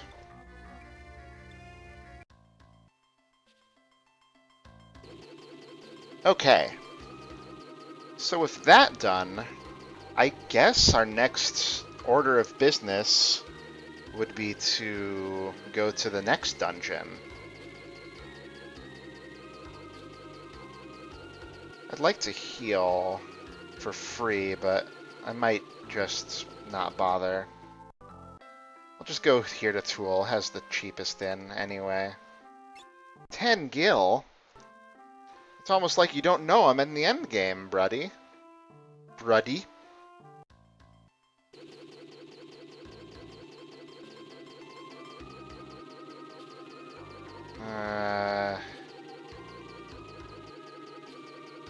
It's the big bridge in the middle, over here.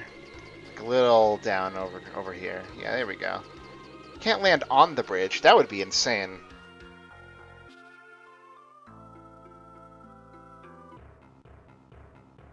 Oh yeah, these guys are going to be no problem whatsoever. I'll keep Ferris with the chicken knife utility for now. But I'm not going to actually use it this time because we can just get symmetrical damage on these guys.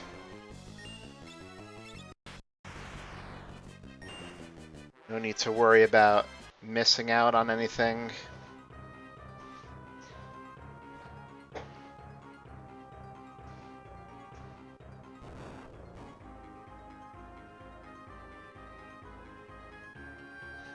This dungeon's loot is not nearly as good as the pyramid.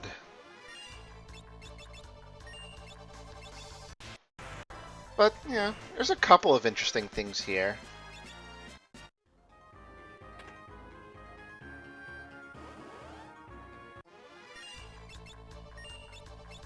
See how many more things Sildra can one-shot. It's looking good so far. Whee! Through the tubes! Eh.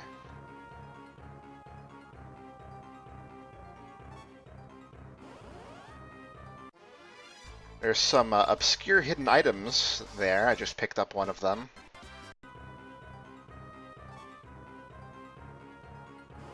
Not that they're really that useful, but if ever you wanted to 100% the Pixel Remaster version or whatever, you need to get every treasure, and those things, I believe, count. Let's see. Okay, yeah, that brings me to the end. So let's set those up. Get another treasure for our trouble. So left down there. We got a mini-boss here. Not really much of a problem, though, I suspect. Oh no! Now there's more than one! Whatever shall I do?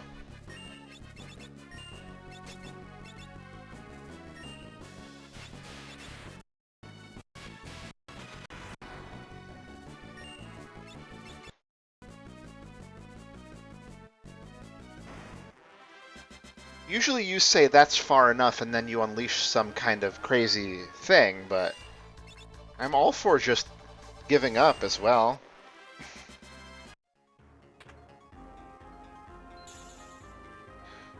Might as well refill our MP. So true.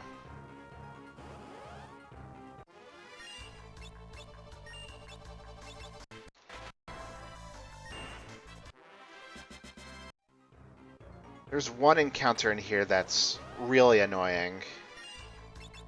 Oh, hey, our old friend the Prototype.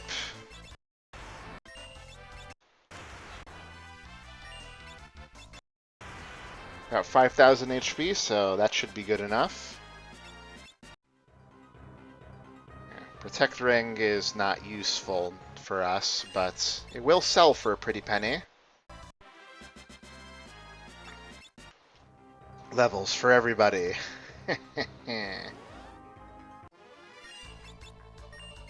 Haven't run into the annoying encounter yet, but knock on wood, of course. Alright, next time I'll have Ferris mug the Shadow Dancer.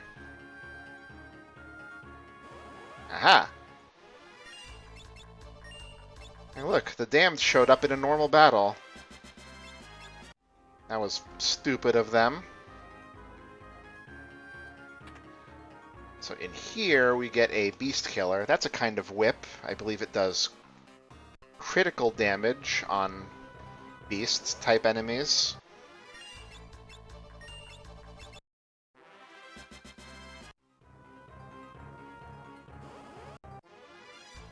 This is the guy I was thinking of. But I used the chicken knife to run. Hooray. It only works a quarter of the time, but... Oh, right. I don't want to fall for that again. I guess we'll just go around the long way. It's funny how even, these late game dungeons, they're trying to trick you even if you have passage vision on a bit. Although there's not really much to that. It's just a shortcut that isn't actually a shortcut. So take the long way or suffer cut. Pointless floor. I think you gotta open all these chests from the back.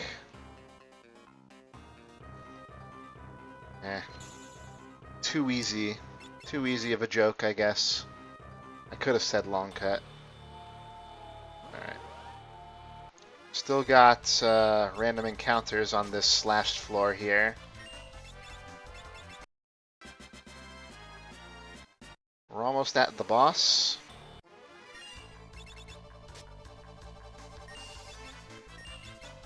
Yeah, I'm not even going to bother fighting it because this guy just has way, way too much HP. So I'm just going to hope that we can run from it in a reasonable amount of time. I might as well goal him up if it's going to be irritating, though.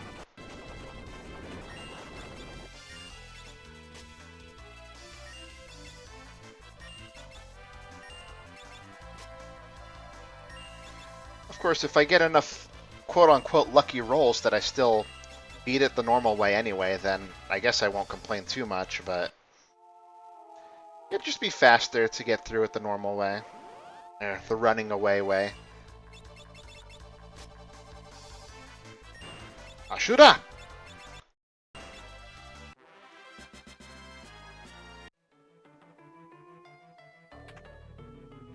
There we go, there's one of the free circlets that I was thinking of.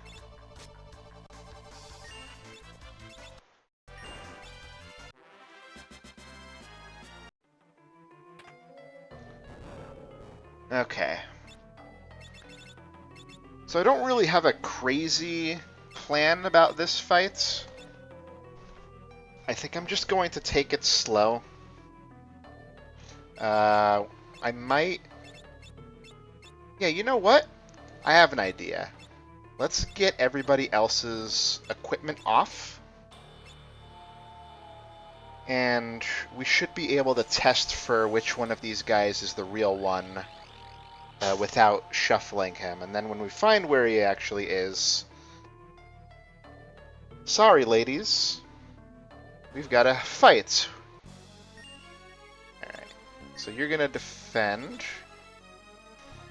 So yeah, if you do AoE attacks in this fight, you eat a lot of counter attacks, which is kind of annoying. Okay, so that one is the real one. Good to know.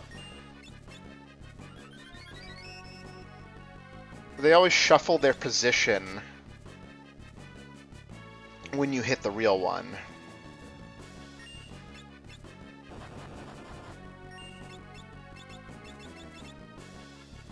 But if you do 0 damage, it doesn't count as actually hitting the real one. So we can test up to 3 of them, and no matter what, I'll know which one is the right one, because either they'll hit it, or they won't.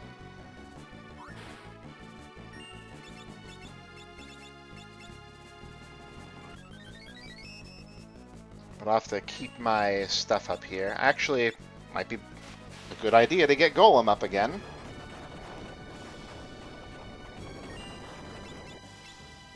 And I'm, like, pretty sure that it can just show up in the exact same position even after a shuffle. I'm just gonna use a freaking elixir there.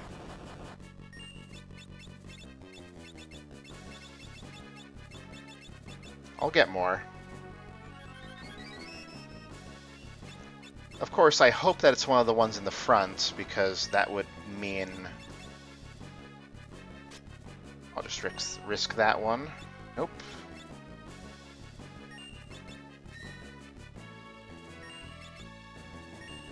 So it must be this one again.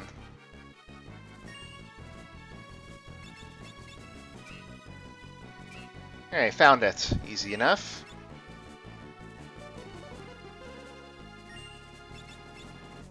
Let's get you out of that. Thank you. Thankfully, punching isn't a base thing that is inaccurate to do.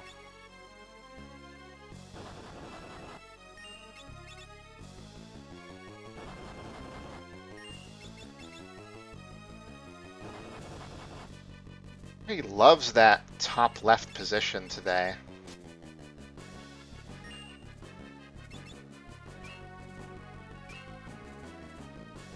He likes the top in general.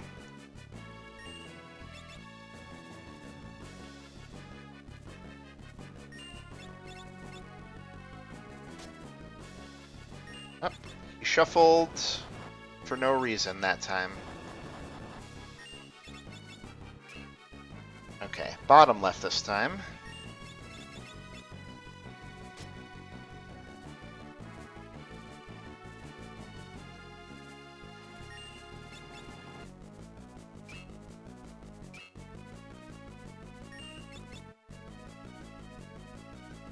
Yeah, definitely playing this game has weaned me off of elixirs being too good to use, because A, you get a lot of them, and B, there's just no... Like, the best healing item besides an elixir heals for 500, which just isn't enough most of the time, especially late game. I'm gonna take a educated guess, and we got it.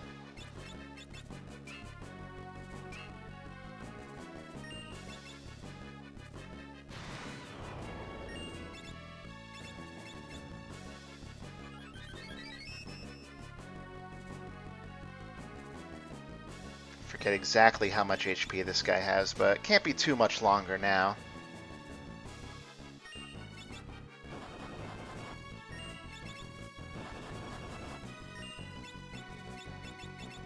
Oops.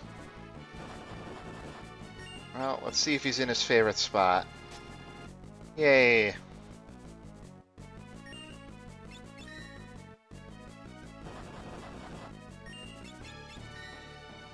Sometimes the inputs don't work the way I want them to.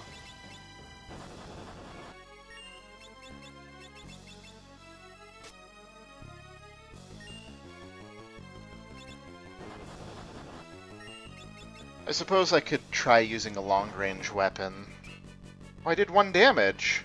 No way! That'll make him shuffle. That's annoying.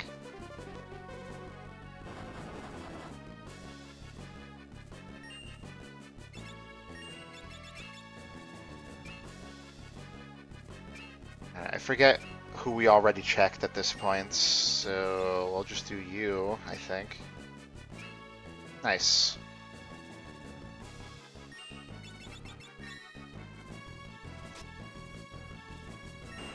There we go. Now the rest should die on their next action. I think that's a pretty complicated script to have for an old game like this. So I respect it, even if it takes forever. So now the Fork Tower is unsealed, where we can get the ultimate white and black magic that we can't use. We're going to need to do it to unlock our final actual job here.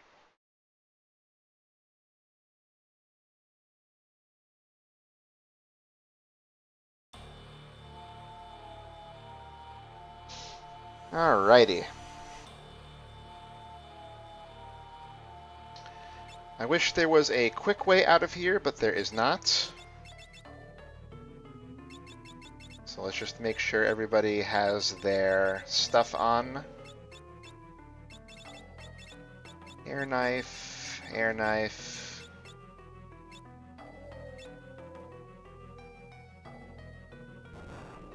It's okay. It'll be a quick jaunt.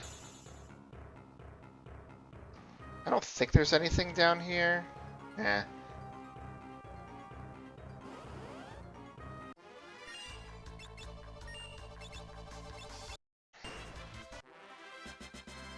I'll always take the experience. I'm not the kind of guy that's good enough at this game to do it under-leveled consistently. Actually, falling down the hole might be faster now that we're going backwards here.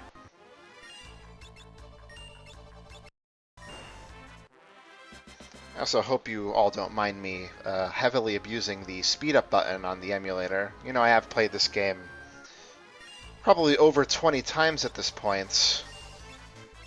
I've seen it all. I was trying to be a little slower with the story this time because I do want to kill time to make sure the stream lasts long enough, and also because Lily doesn't really know the game when they were watching earlier, so letting some of it play out for the sake of that. Right now we're just in cleanup mode. We're not going to have really any plot to worry about, probably until the next time I stream the game. Oh good, diamond armlets. I'm so happy. Alright. So I'm actually curious about this. No, neither of you can wear the gold hairpins, so I don't need to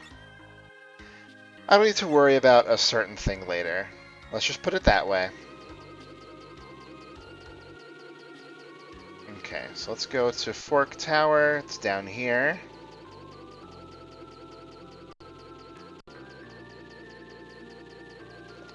I'll hit up the inn at this nearby town first. Alright, so before I go in, I need to remind myself which side is the magic side and which side is the physical side, because I'm bad at remembering that. Magic to the left, physical to the right. Alright, thank you, guide. Handy dandy hint counter.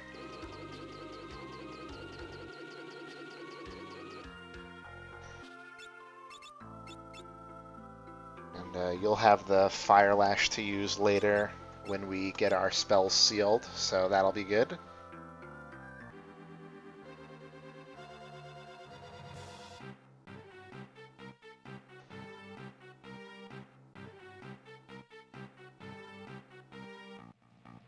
Okay, so you're Beastmaster, so again, physical to the right. I think Lena and Ferris have been the magic people. Oh, no. Ferris is the thief. That's right. Kryl is the magic person. So we're alternating. I think these two will have an easier time climbing than the others, but we still can summon on the climb, so we'll probably be okay.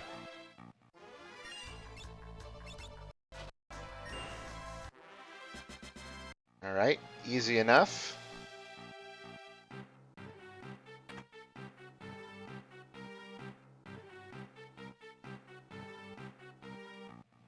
They have mirrored layouts, which is kind of fun, and the treasures on each are appropriate to either side. Here we get the Wonder Wand that casts every spell in the game in order when used as an item, which is can be pretty, or not when used as an item actually. I think just when you attack with it. But yeah, that can be pretty nice to access certain status effects that you otherwise wouldn't have access to in a Fiesta run. Alright, so you got Mug, so you'll be fine there. How about you? Still a one-shot. Works for me. We get our sprint on this side.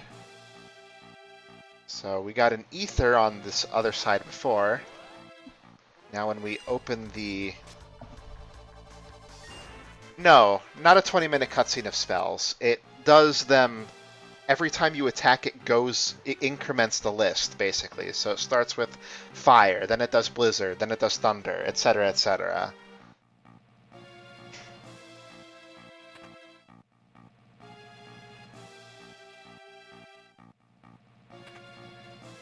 We get the defender sword, which is good for knights if you have any, but we don't.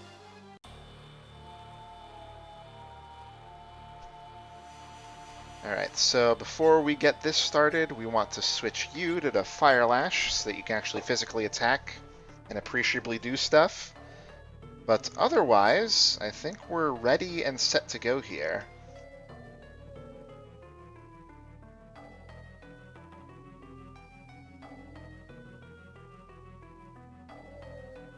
It does both black and white magic. No time magic unless you snap it in battle, in which case it uses resets.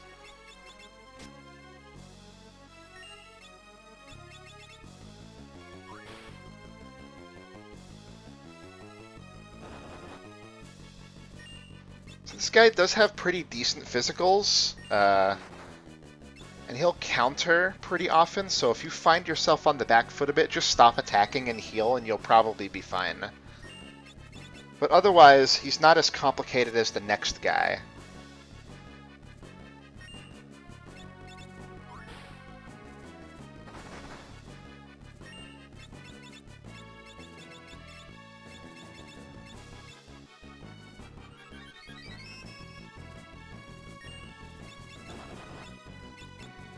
That really smarts with Ferris, considering she's up in the front row and all. Makes sense, though. Yeah, we'll keep her in tip-top shape here.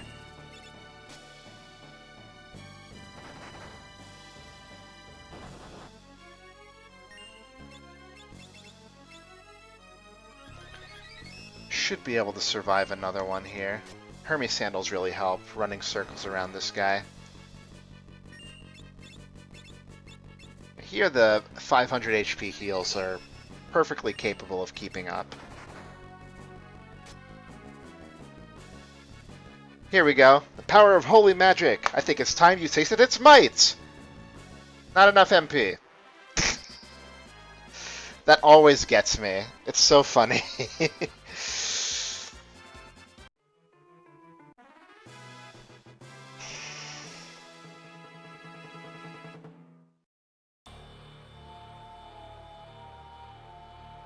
So the fun thing with this is that if you do wait too long to initiate that battle, you get an instant game over, which I think is really funny as well. But we're not going to risk that. So for Omniscient here, if you hit him with anything that isn't a spell from one of the main schools, Black, White, Time, and Summon, he will cast Reset and start the battle over. So there are some things that physical drops can do to get around him, but it's all very, very jank. So we're just going to play it the normal way because we can. Yes, Gaia does not count as magic, even though I think every Gaia effect is magic damage if it's not a status effect.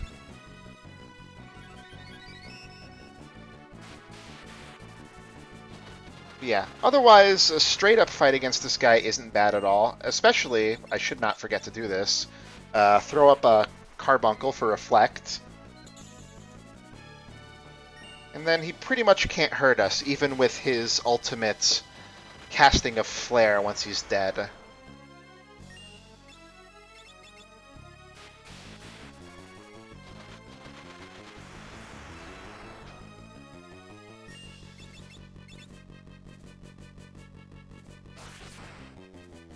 Didn't think that one through, did ya?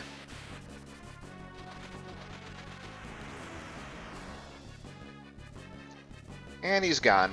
But we get to see the animation for Flare just this once, so I'll take it.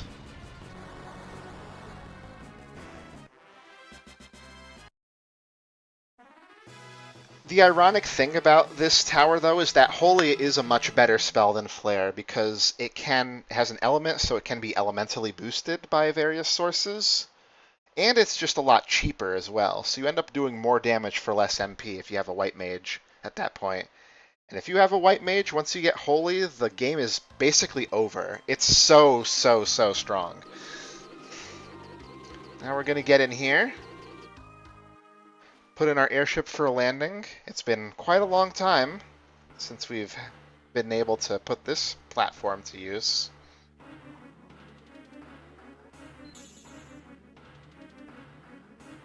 So we got to go down here, I think, to find Sid, our airship engineer here. The fun thing about all this stuff that I'm doing is that technically anything past beating Melusine and getting your airship back is optional. You can go to the final dungeon at any point if you feel like you're strong enough. It's kind of like Final Fantasy VI in that way, actually. So they're going to do some work on upgrading the airship for us because, as per the stipulations of my Fiesta, I have to be using 4 jobs at the end, and there is one job we still don't have that this upgrade is going to get us to. So while they're working, Kryl is going to have a little moment here.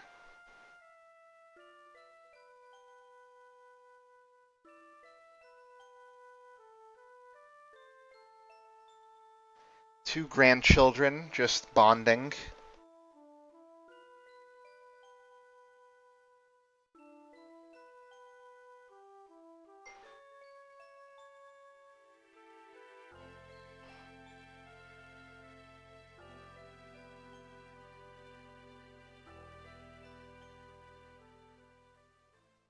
Thanks for telling us the button to press, Sid. We love you.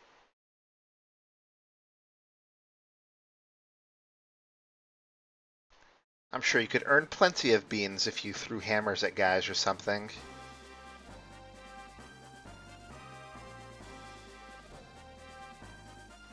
The other 2 tablets are locked behind underwater-only dungeons, so this is something we basically need to do if we want to get them all. But we don't need all of the legendary weapons. We can't use most of them, but for the sake of putting our power to use, I do want to do as much content as I can.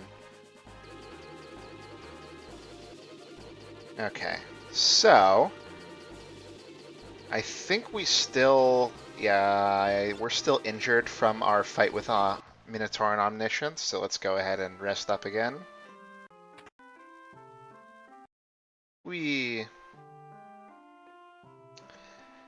Let's get the air knife back on Bart's.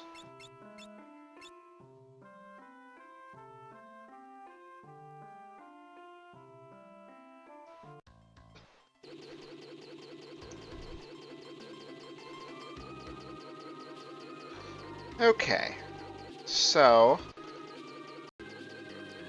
if I go into the underwater, I should be able to tell where it is. Yeah, I think it's that one in the isolated area just up and right of us.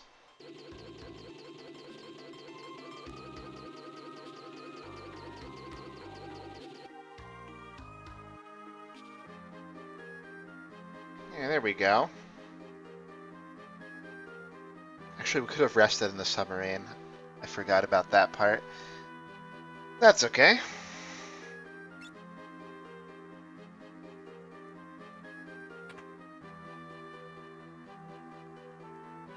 Glub glub. This is a crystal dungeon from near the beginning of the game that's been put underwater due to it blowing up earlier. That's pretty impressive, though, 7-minute breath holding. I don't think I've ever done this area on a Fiesta before. They have a bunch of, like, shadowy monsters here. I guess you can't really tell what they are in the deep darkness of the waves or something like that. I don't know.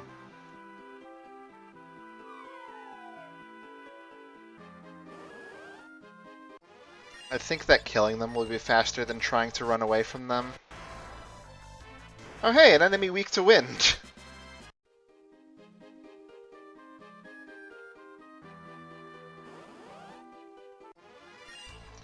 So we have a time limit to get to the end of this place. But it's not too bad. You can kill a few minutes just doing your own thing. Oh, I never got that treasure. Well, if I needed it, it would have been gotten earlier, I guess. Even that big chimera-looking guy died to a Sildra instantly. Pathetic.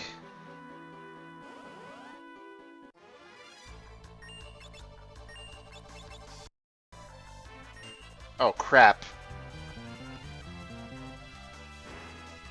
Now let's try to run. Okay. So not those guys. Got it. I wonder if these count as separate bestiary entries. Here we go.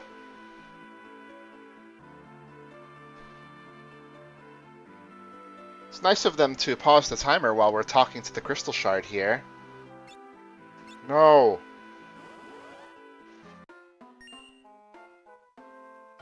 My name is Gogo. Mimic extraordinaire. The basis, no, the very soul of mimicry is the ability to aptly imitate anything, no matter the situation. Thusly, I will imitate your every move. When you attack, I will attack. When you cast a spell, I'll cast a spell. Could you imitate me, you'd certainly win. More likely, it will be curtains for you. Steal. Oh.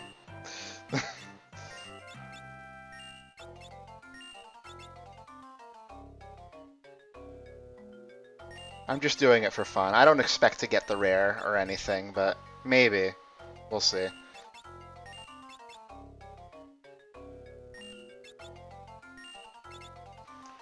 It's something to do. Yeah, we got the... Ow! I guess he didn't like that. That's okay.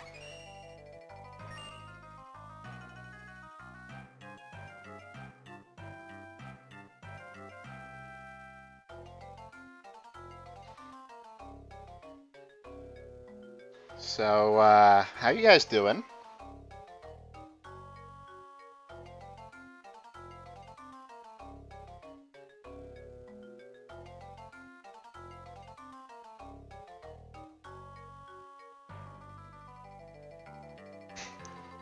It's pretty silly. Yeah. Thank you, Hogama, for your support.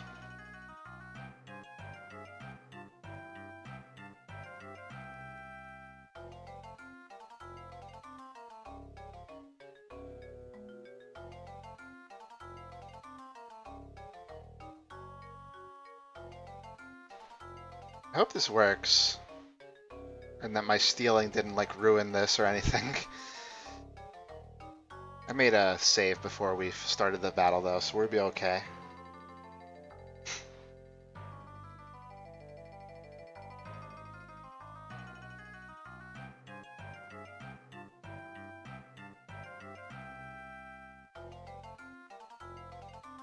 It's... In my experience, it's just long enough to make you nervous about the timer.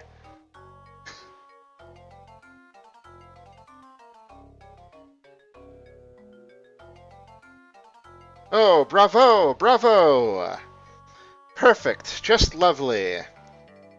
You've seen me doing nothing, and are copying that nothing yourselves. Rather, you're doing perfectly nothing perfectly. Yes, you feel it, the essence of mimicry. I give you my blessing to continue on the true path of imitation. Adieu, break a leg. Ew.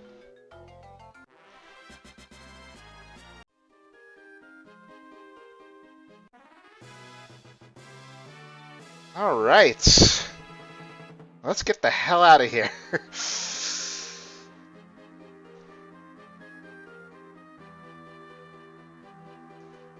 I would add a mime to my party now, but I don't want to risk not being able to leave. So I hope you will forgive me for this. Oh, this is the bad encounter. Let's run again. That's the bad one. You know what? We'll run from that one too. I don't like the looks of that fan. Oh no, we don't want this one. We want the top right one here. Oh, god damn it. Missed inputs. That's okay. We've got time.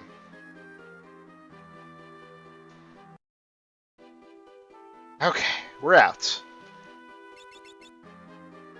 Now, let's see here. I think I can deny the world no longer. I will switch Kryl to Beastmaster. Look at her.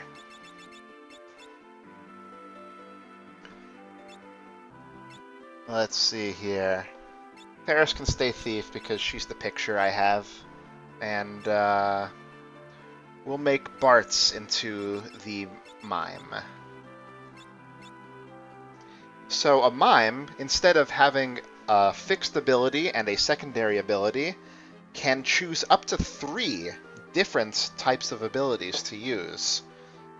So in my case, I think I'm going to want Mug.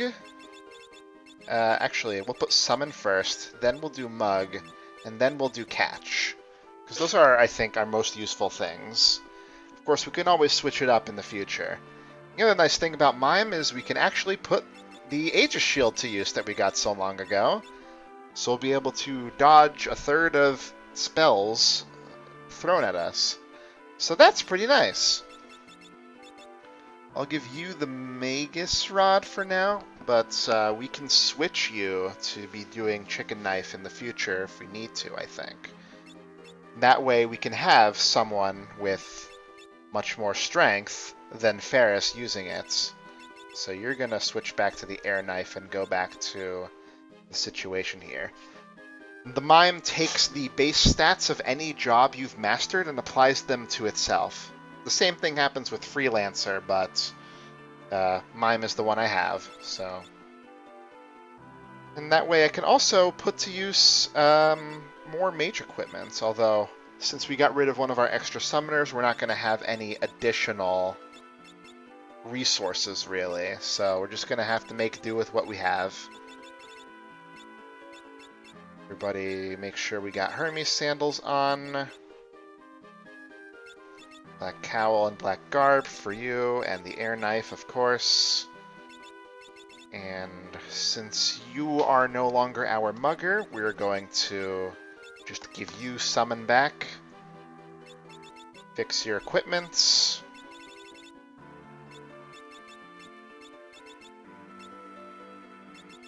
Air knife. And yeah, you got the Magus Rod for now. So I think, yeah, Ferris is still going to have more agility just because Bartz doesn't have agility boosting equipment on like the middle people do, the medium armor people. So I think, yeah, that puts them at about the same place. And Mime also has, instead of just physical attacks, has the Mimic ability, which does what you think it does. The last thing that was done in battle by one of your allies, you do for free. So that's pretty nice as well. If you master the Mime job, then you can give Mimic to other jobs, but I don't think I'm going to bother with that, because that's a lot of grinding, as you can see, to get it to 999 ability points. I may do it, though. I may. I'll have to think about how useful it might be to have Mimic, but I don't think it will be that crazy useful, honestly. But, you know. Also, as a Mime, we can actually use staves, not just rods, so that's nice as well. In the end, though, it's going to be an interesting job to use for the endgame, but I don't think it really changes our game plan too much. It just gives us a more convenient way to, I guess, have somebody that can both summon and use the chicken knife safely at the same time. Alright.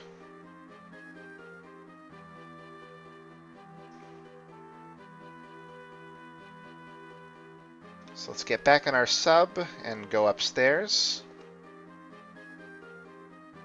Gotta find the right place to surface, though. Alright, so there's a couple of other optional things I could do. And some quote-unquote mandatory things I can do as well. I never picked up the magic lamp yet, although I don't know if I even need it really, considering it uses summons and that's kind of what we've got. I think we're just gonna live without it, probably. And that's probably fine, but I might get it off screen or something like that. Why don't we do History instead of the Great Sea Trench for now, just because I have less resources right now, and I'd probably prefer to do the dungeon with less damage tiles.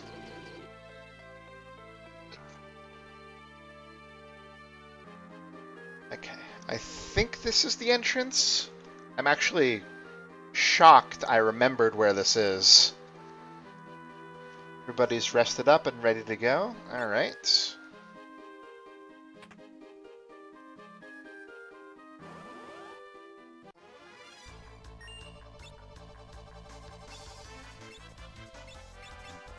We're still gonna probably defend to get these summoners with the gold hairpins using Sildra there.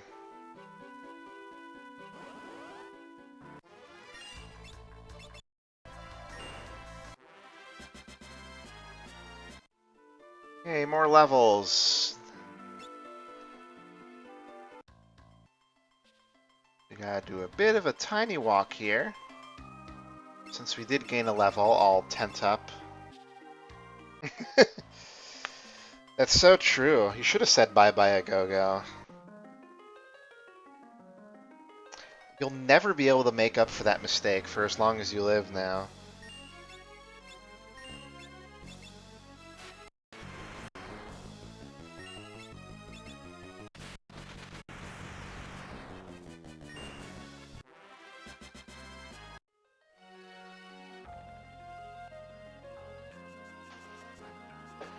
There's some pretty decent loot in History Falls here. But I don't think any of it is really useful to us. There's like a second Aegis shield, but can't really use it. Only one shield user in the job there that we have here. Hey! Well, I guess you can Mimic, so you can just use Sultra for free.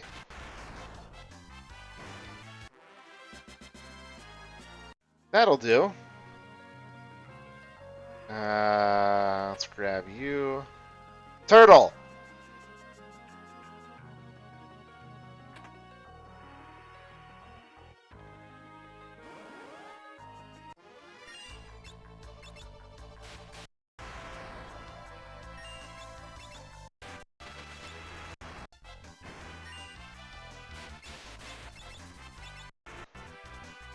Yeah, I don't really know how these enemies work, and I guess I'm never going to learn because I'm too dogged right now.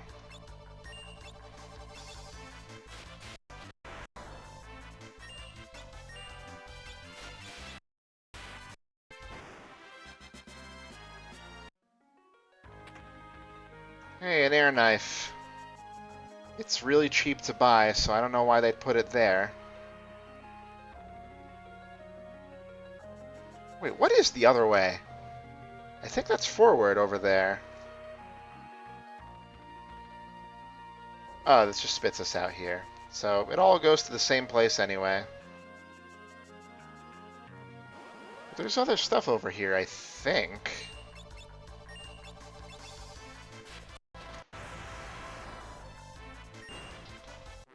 If you're curious, I believe that Mimic just does a normal physical attack if nothing else has happened yet in the battle.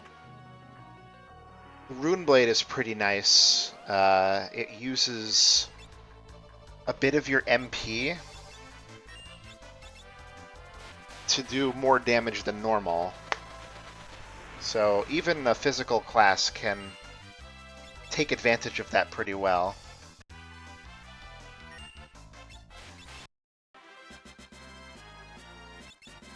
Hey, free elixir. We take those.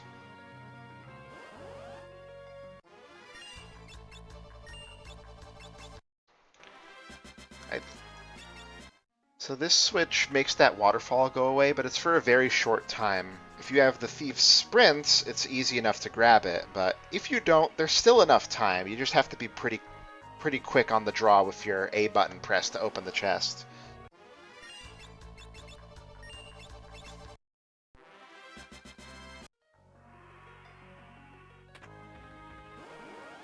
We could use more of those for sure. What do you got? Nothing good.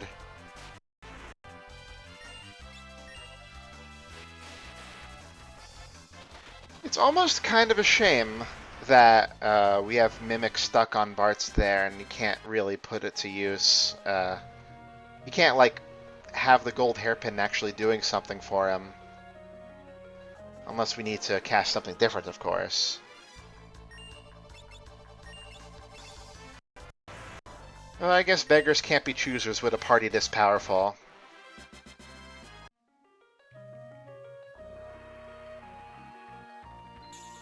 Sure, I'll take the opportunity to get my MP back.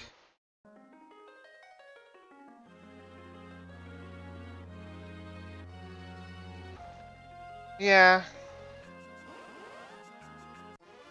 You gotta make do sometimes with the weirdos out here. Yeah, and while having summon on someone does pass the summoner's magic stat to them, the mage classes are still doing more damage because they're able to wear the equipment that boosts their magic stats. Mostly the black robe because gold hairpins and all. Oh, I don't want to go down there, actually. Well, I guess I'm going down there anyway. Let's try this again. Right. Okay. I won't make the same mistake 3 times, I say, as I make the same mistake 3 times. Ah! Tonberry! Kill it!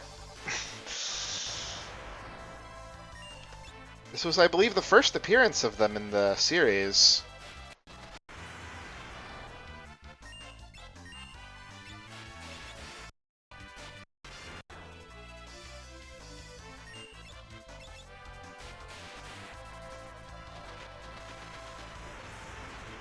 They're very cute, but very deadly.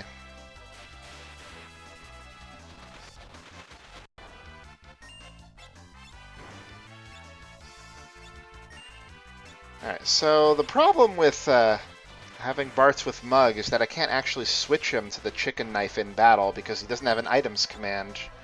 I'm realizing this now.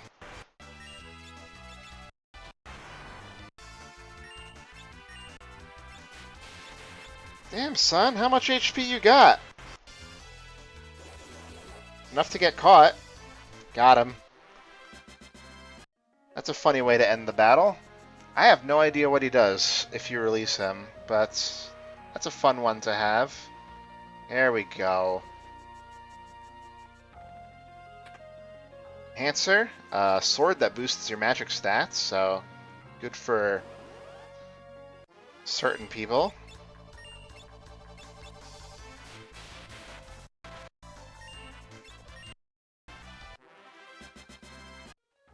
I want to test him out, but at the same time, I don't want to waste him if he ends up being something really useful.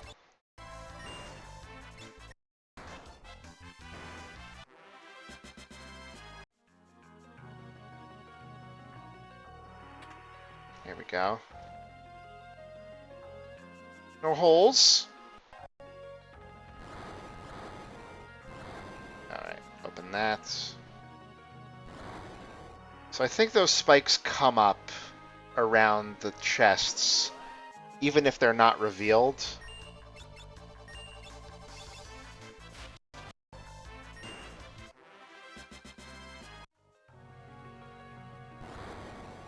So it's good to reveal them first if you haven't memorized where they are, like I haven't.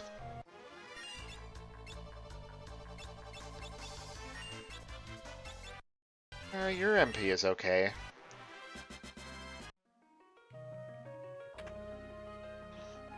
Okay.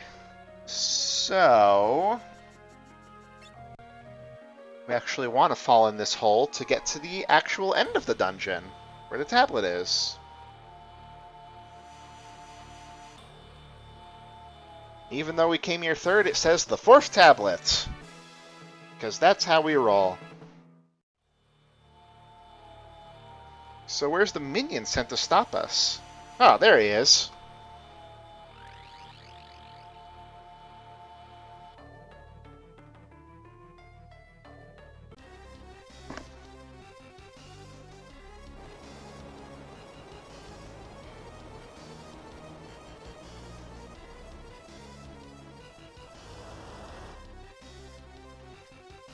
But Leviathan comes and one-shots him for us. Such a nice guy. Now, you don't actually have to fight Leviathan here if you don't want to, but I'm going to see if I can handle it. I'll just, you know. If I can't, then, you know, whatever. It doesn't really matter. Actually, before I start the fight, let me just bring you to the Chicken Knife Club for a second here. Might be better for you than using Sildra, honestly.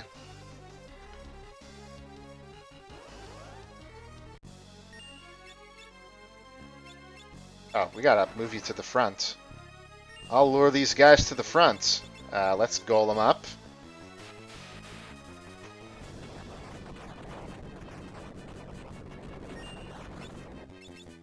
You use Sildra.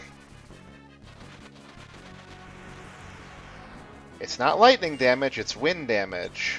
So, don't get it twisted.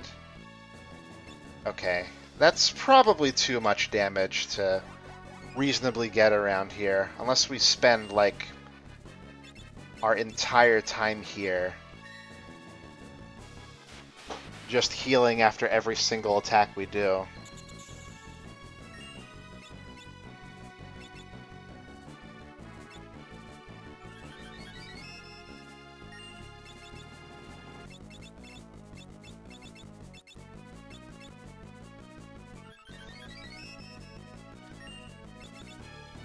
Of course, Bartz could always dodge the tidal wave with an Aegis shield, so we might see if that works out for us.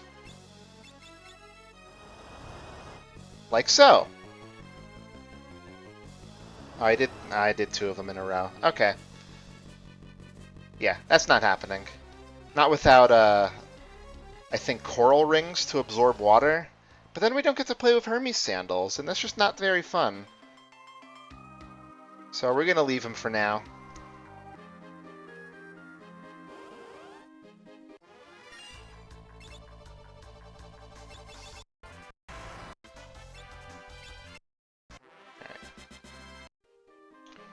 We'll get you back to the air knife then, or Magus Rod actually. That's what you were doing. Goodbye, Ethan.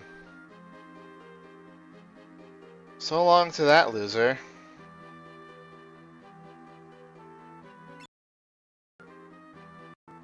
Alright, I'd better go restock on healing items. That's Karnak. It won't have high potions. This castle should, though. Are you guys sad that your king is dead? That happened a long time ago. You should get over it. Just gonna max out on those. And those. Oh, we have plenty of Phoenix Downs. And status curing stuff. But we could use a few more cottages, I think. And maybe some ethers as well. It's like, what was it, 40 MP? Kind of a weird number. Might not be all that necessary. We have not gotten hit with zombie yet in this playthrough, I don't think. I think I'd rather spend my money on more elixirs than ethers, I suppose.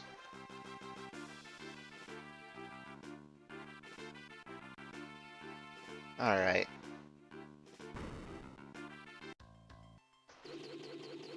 I think I have time to rush through the last of the dungeons, tablet dungeons, and then I'll do optional stuff in the endgame next time. Oh, thank you for reminding me. Although I have been drinking throughout the stream, so... One more gulp and my cup is empty.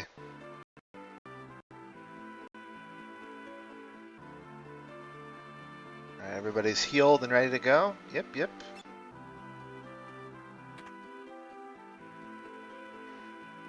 Alright, welcome to the Great Sea Trench. As usual, we gotta take care of our gargoyles.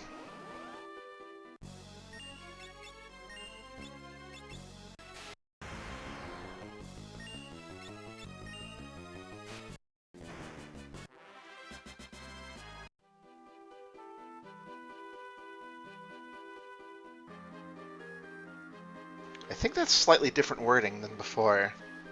I don't remember any yet in the phrase when we were reading the book before, but it's not a big deal. So the random enemies around here are all unknown. They're all undead as well.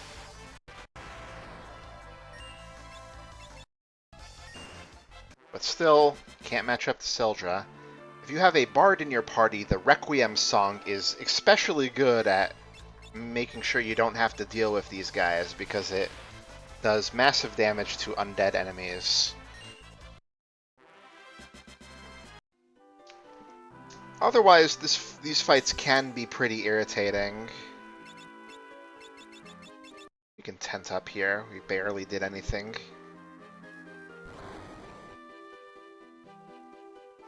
So that switch is a trap. It makes this bridge go away if you hit it, so don't hit that one.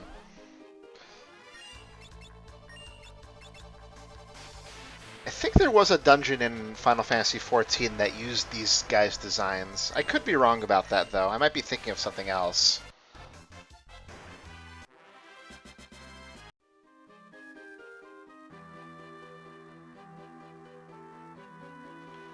Which one of these was it? I want to say it's... yeah, okay. That seemed to not trap me, so I'll take it.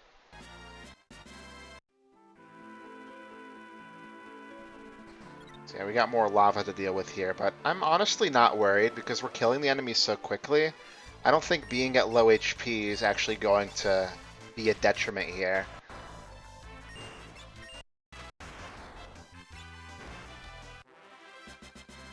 So I think I'm just going to risk not healing. Dragon Fang.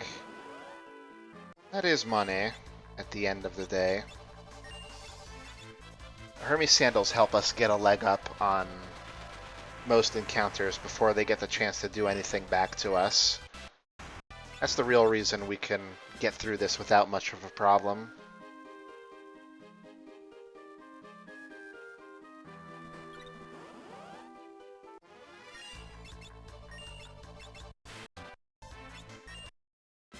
Alright.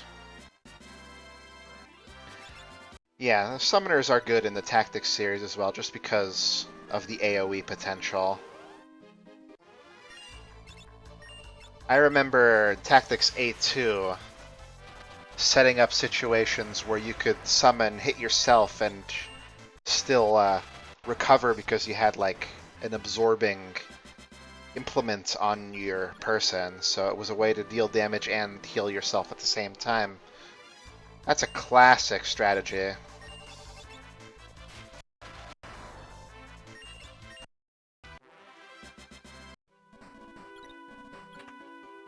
It works well in the other tactics entries as well, not just A2, I think. But regardless. Alright. Well, let's get ourselves back up out of here. We got some dwarves here. We decided to throw them in after Final Fantasy IV. This guy does different shops depending on where you talk to him from.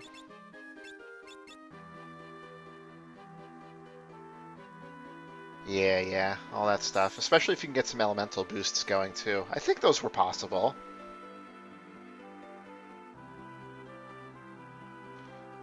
Yeah. So if you follow this path to the dwarf that's digging it, it's quite a long path, but if you do, you don't get anything except a hint. It shows you where we are on the map right now, and that's supposed to be how you get to the Phantom Village that we saw before. It's like, something weird is happening above me. I wonder what it is. Even the presence of Walt's Tower and Go-Go are hinted at if you check the right places. So somewhere in that water room is a place you can reset the magic lamp if you need to, which is nice because there is a useful application for the lamp in the upcoming boss fight at the end of this place. Ah, yeah. One of those, like, buffs you could pick at the beginning of battle let you start with some MP, right? I never found the right one of those to use. I think it was based on the questions you answer at the beginning of the game. And I didn't know that they had any actual influence on the buffs you start with, so I screwed myself out of it.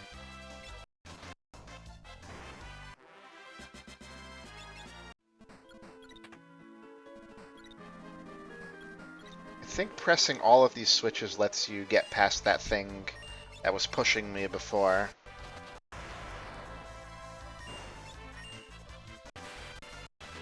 Yeah.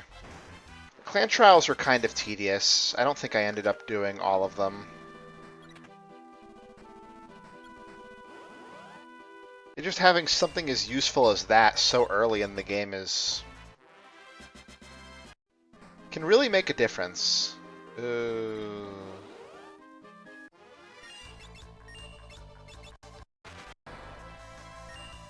Man, I love that game, though. I played it for hundreds of hours, and it was just on a whim. I didn't do it for content or anything. Not that I'm saying doing it for content is bad, but...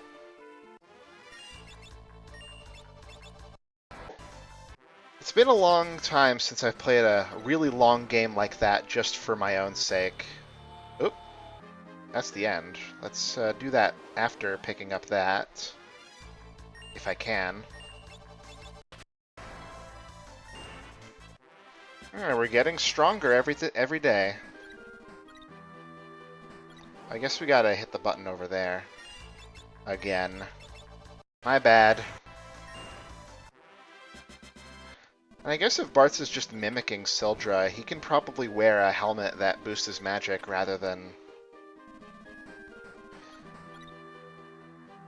You know, rather than just the gold hairpin that isn't doing anything for him. You know what? I will switch him to the circlet. Get a bit more going there. Now let's patch up our health before the boss fights. I think it's funny that the Mime has the most HP just because the default vitality in the game is better than any of the other classes I have.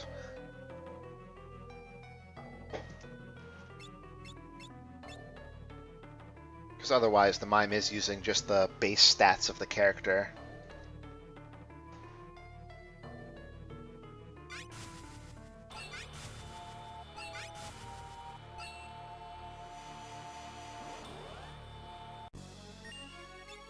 I don't know why they're oinking, but we're gonna get them.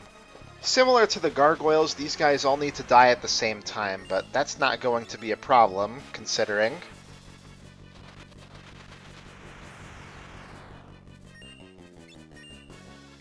Let's see how much Bartz does. About the same. There are certain breakpoints where magic actually affects your damage. It's not a linear progression, unfortunately. Oh boy, he slapped me for 50.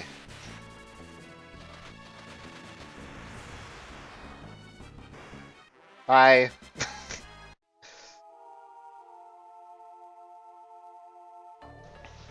So this tablet is nice if you have a time mage, because you get Meteor, which is really, really good, but We can't use it. I have had time mages in previous runs, but not this time. Yeah, that's where you get the magic lamp refilled. I mean, I did get slapped for 50. If that had happened, that one character would have died.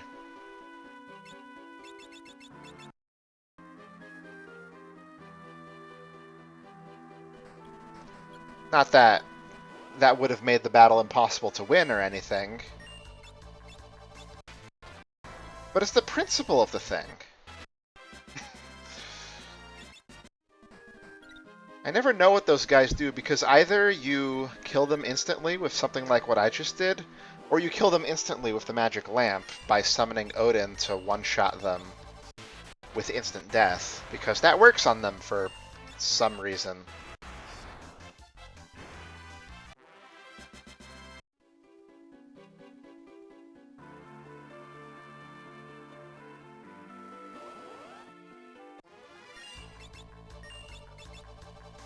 So yeah, that'll probably wrap us up for today. So I'm gonna do my wrap up while we're walking out of the dungeon here.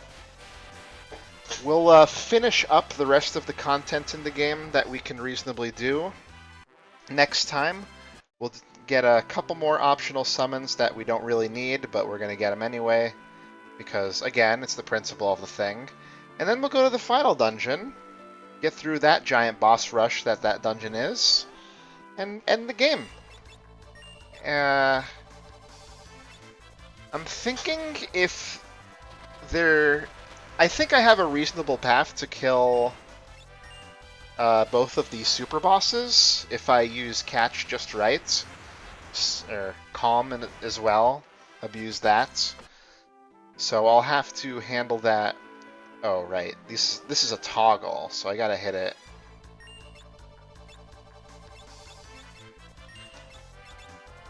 Yeah, I'll theory craft some stuff, but I think I'll be able to make it work.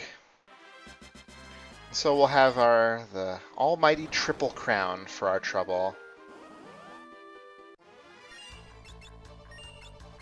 These enemies are so gross. Yeah, we'll be back with that roughly 9 p.m. Eastern on Wednesday. And then I'll be doing something else after this.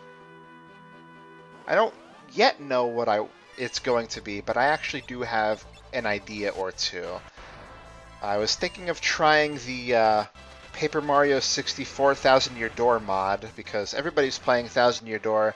It's getting me in the mood, you know, with the remake and all, but I haven't invested into it because I don't really feel like playing it again, but playing Paper Mario 64, but more, might actually be a bit better. I could also do, if I want to follow up with this kind of game, I have had the demo for Crystal Project in my Steam library for quite some time, and that game is like Final Fantasy V but open world. Kind of sounds like it could be fun.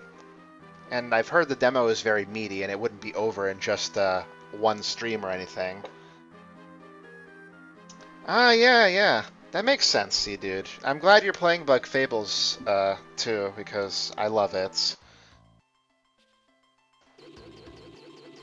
I've wanted to actually play Bug Fables on stream as well, just because I have played it before, but I haven't done it on hard mode, and I also was interested in using some of the cheat codes that were mentioned to you last time.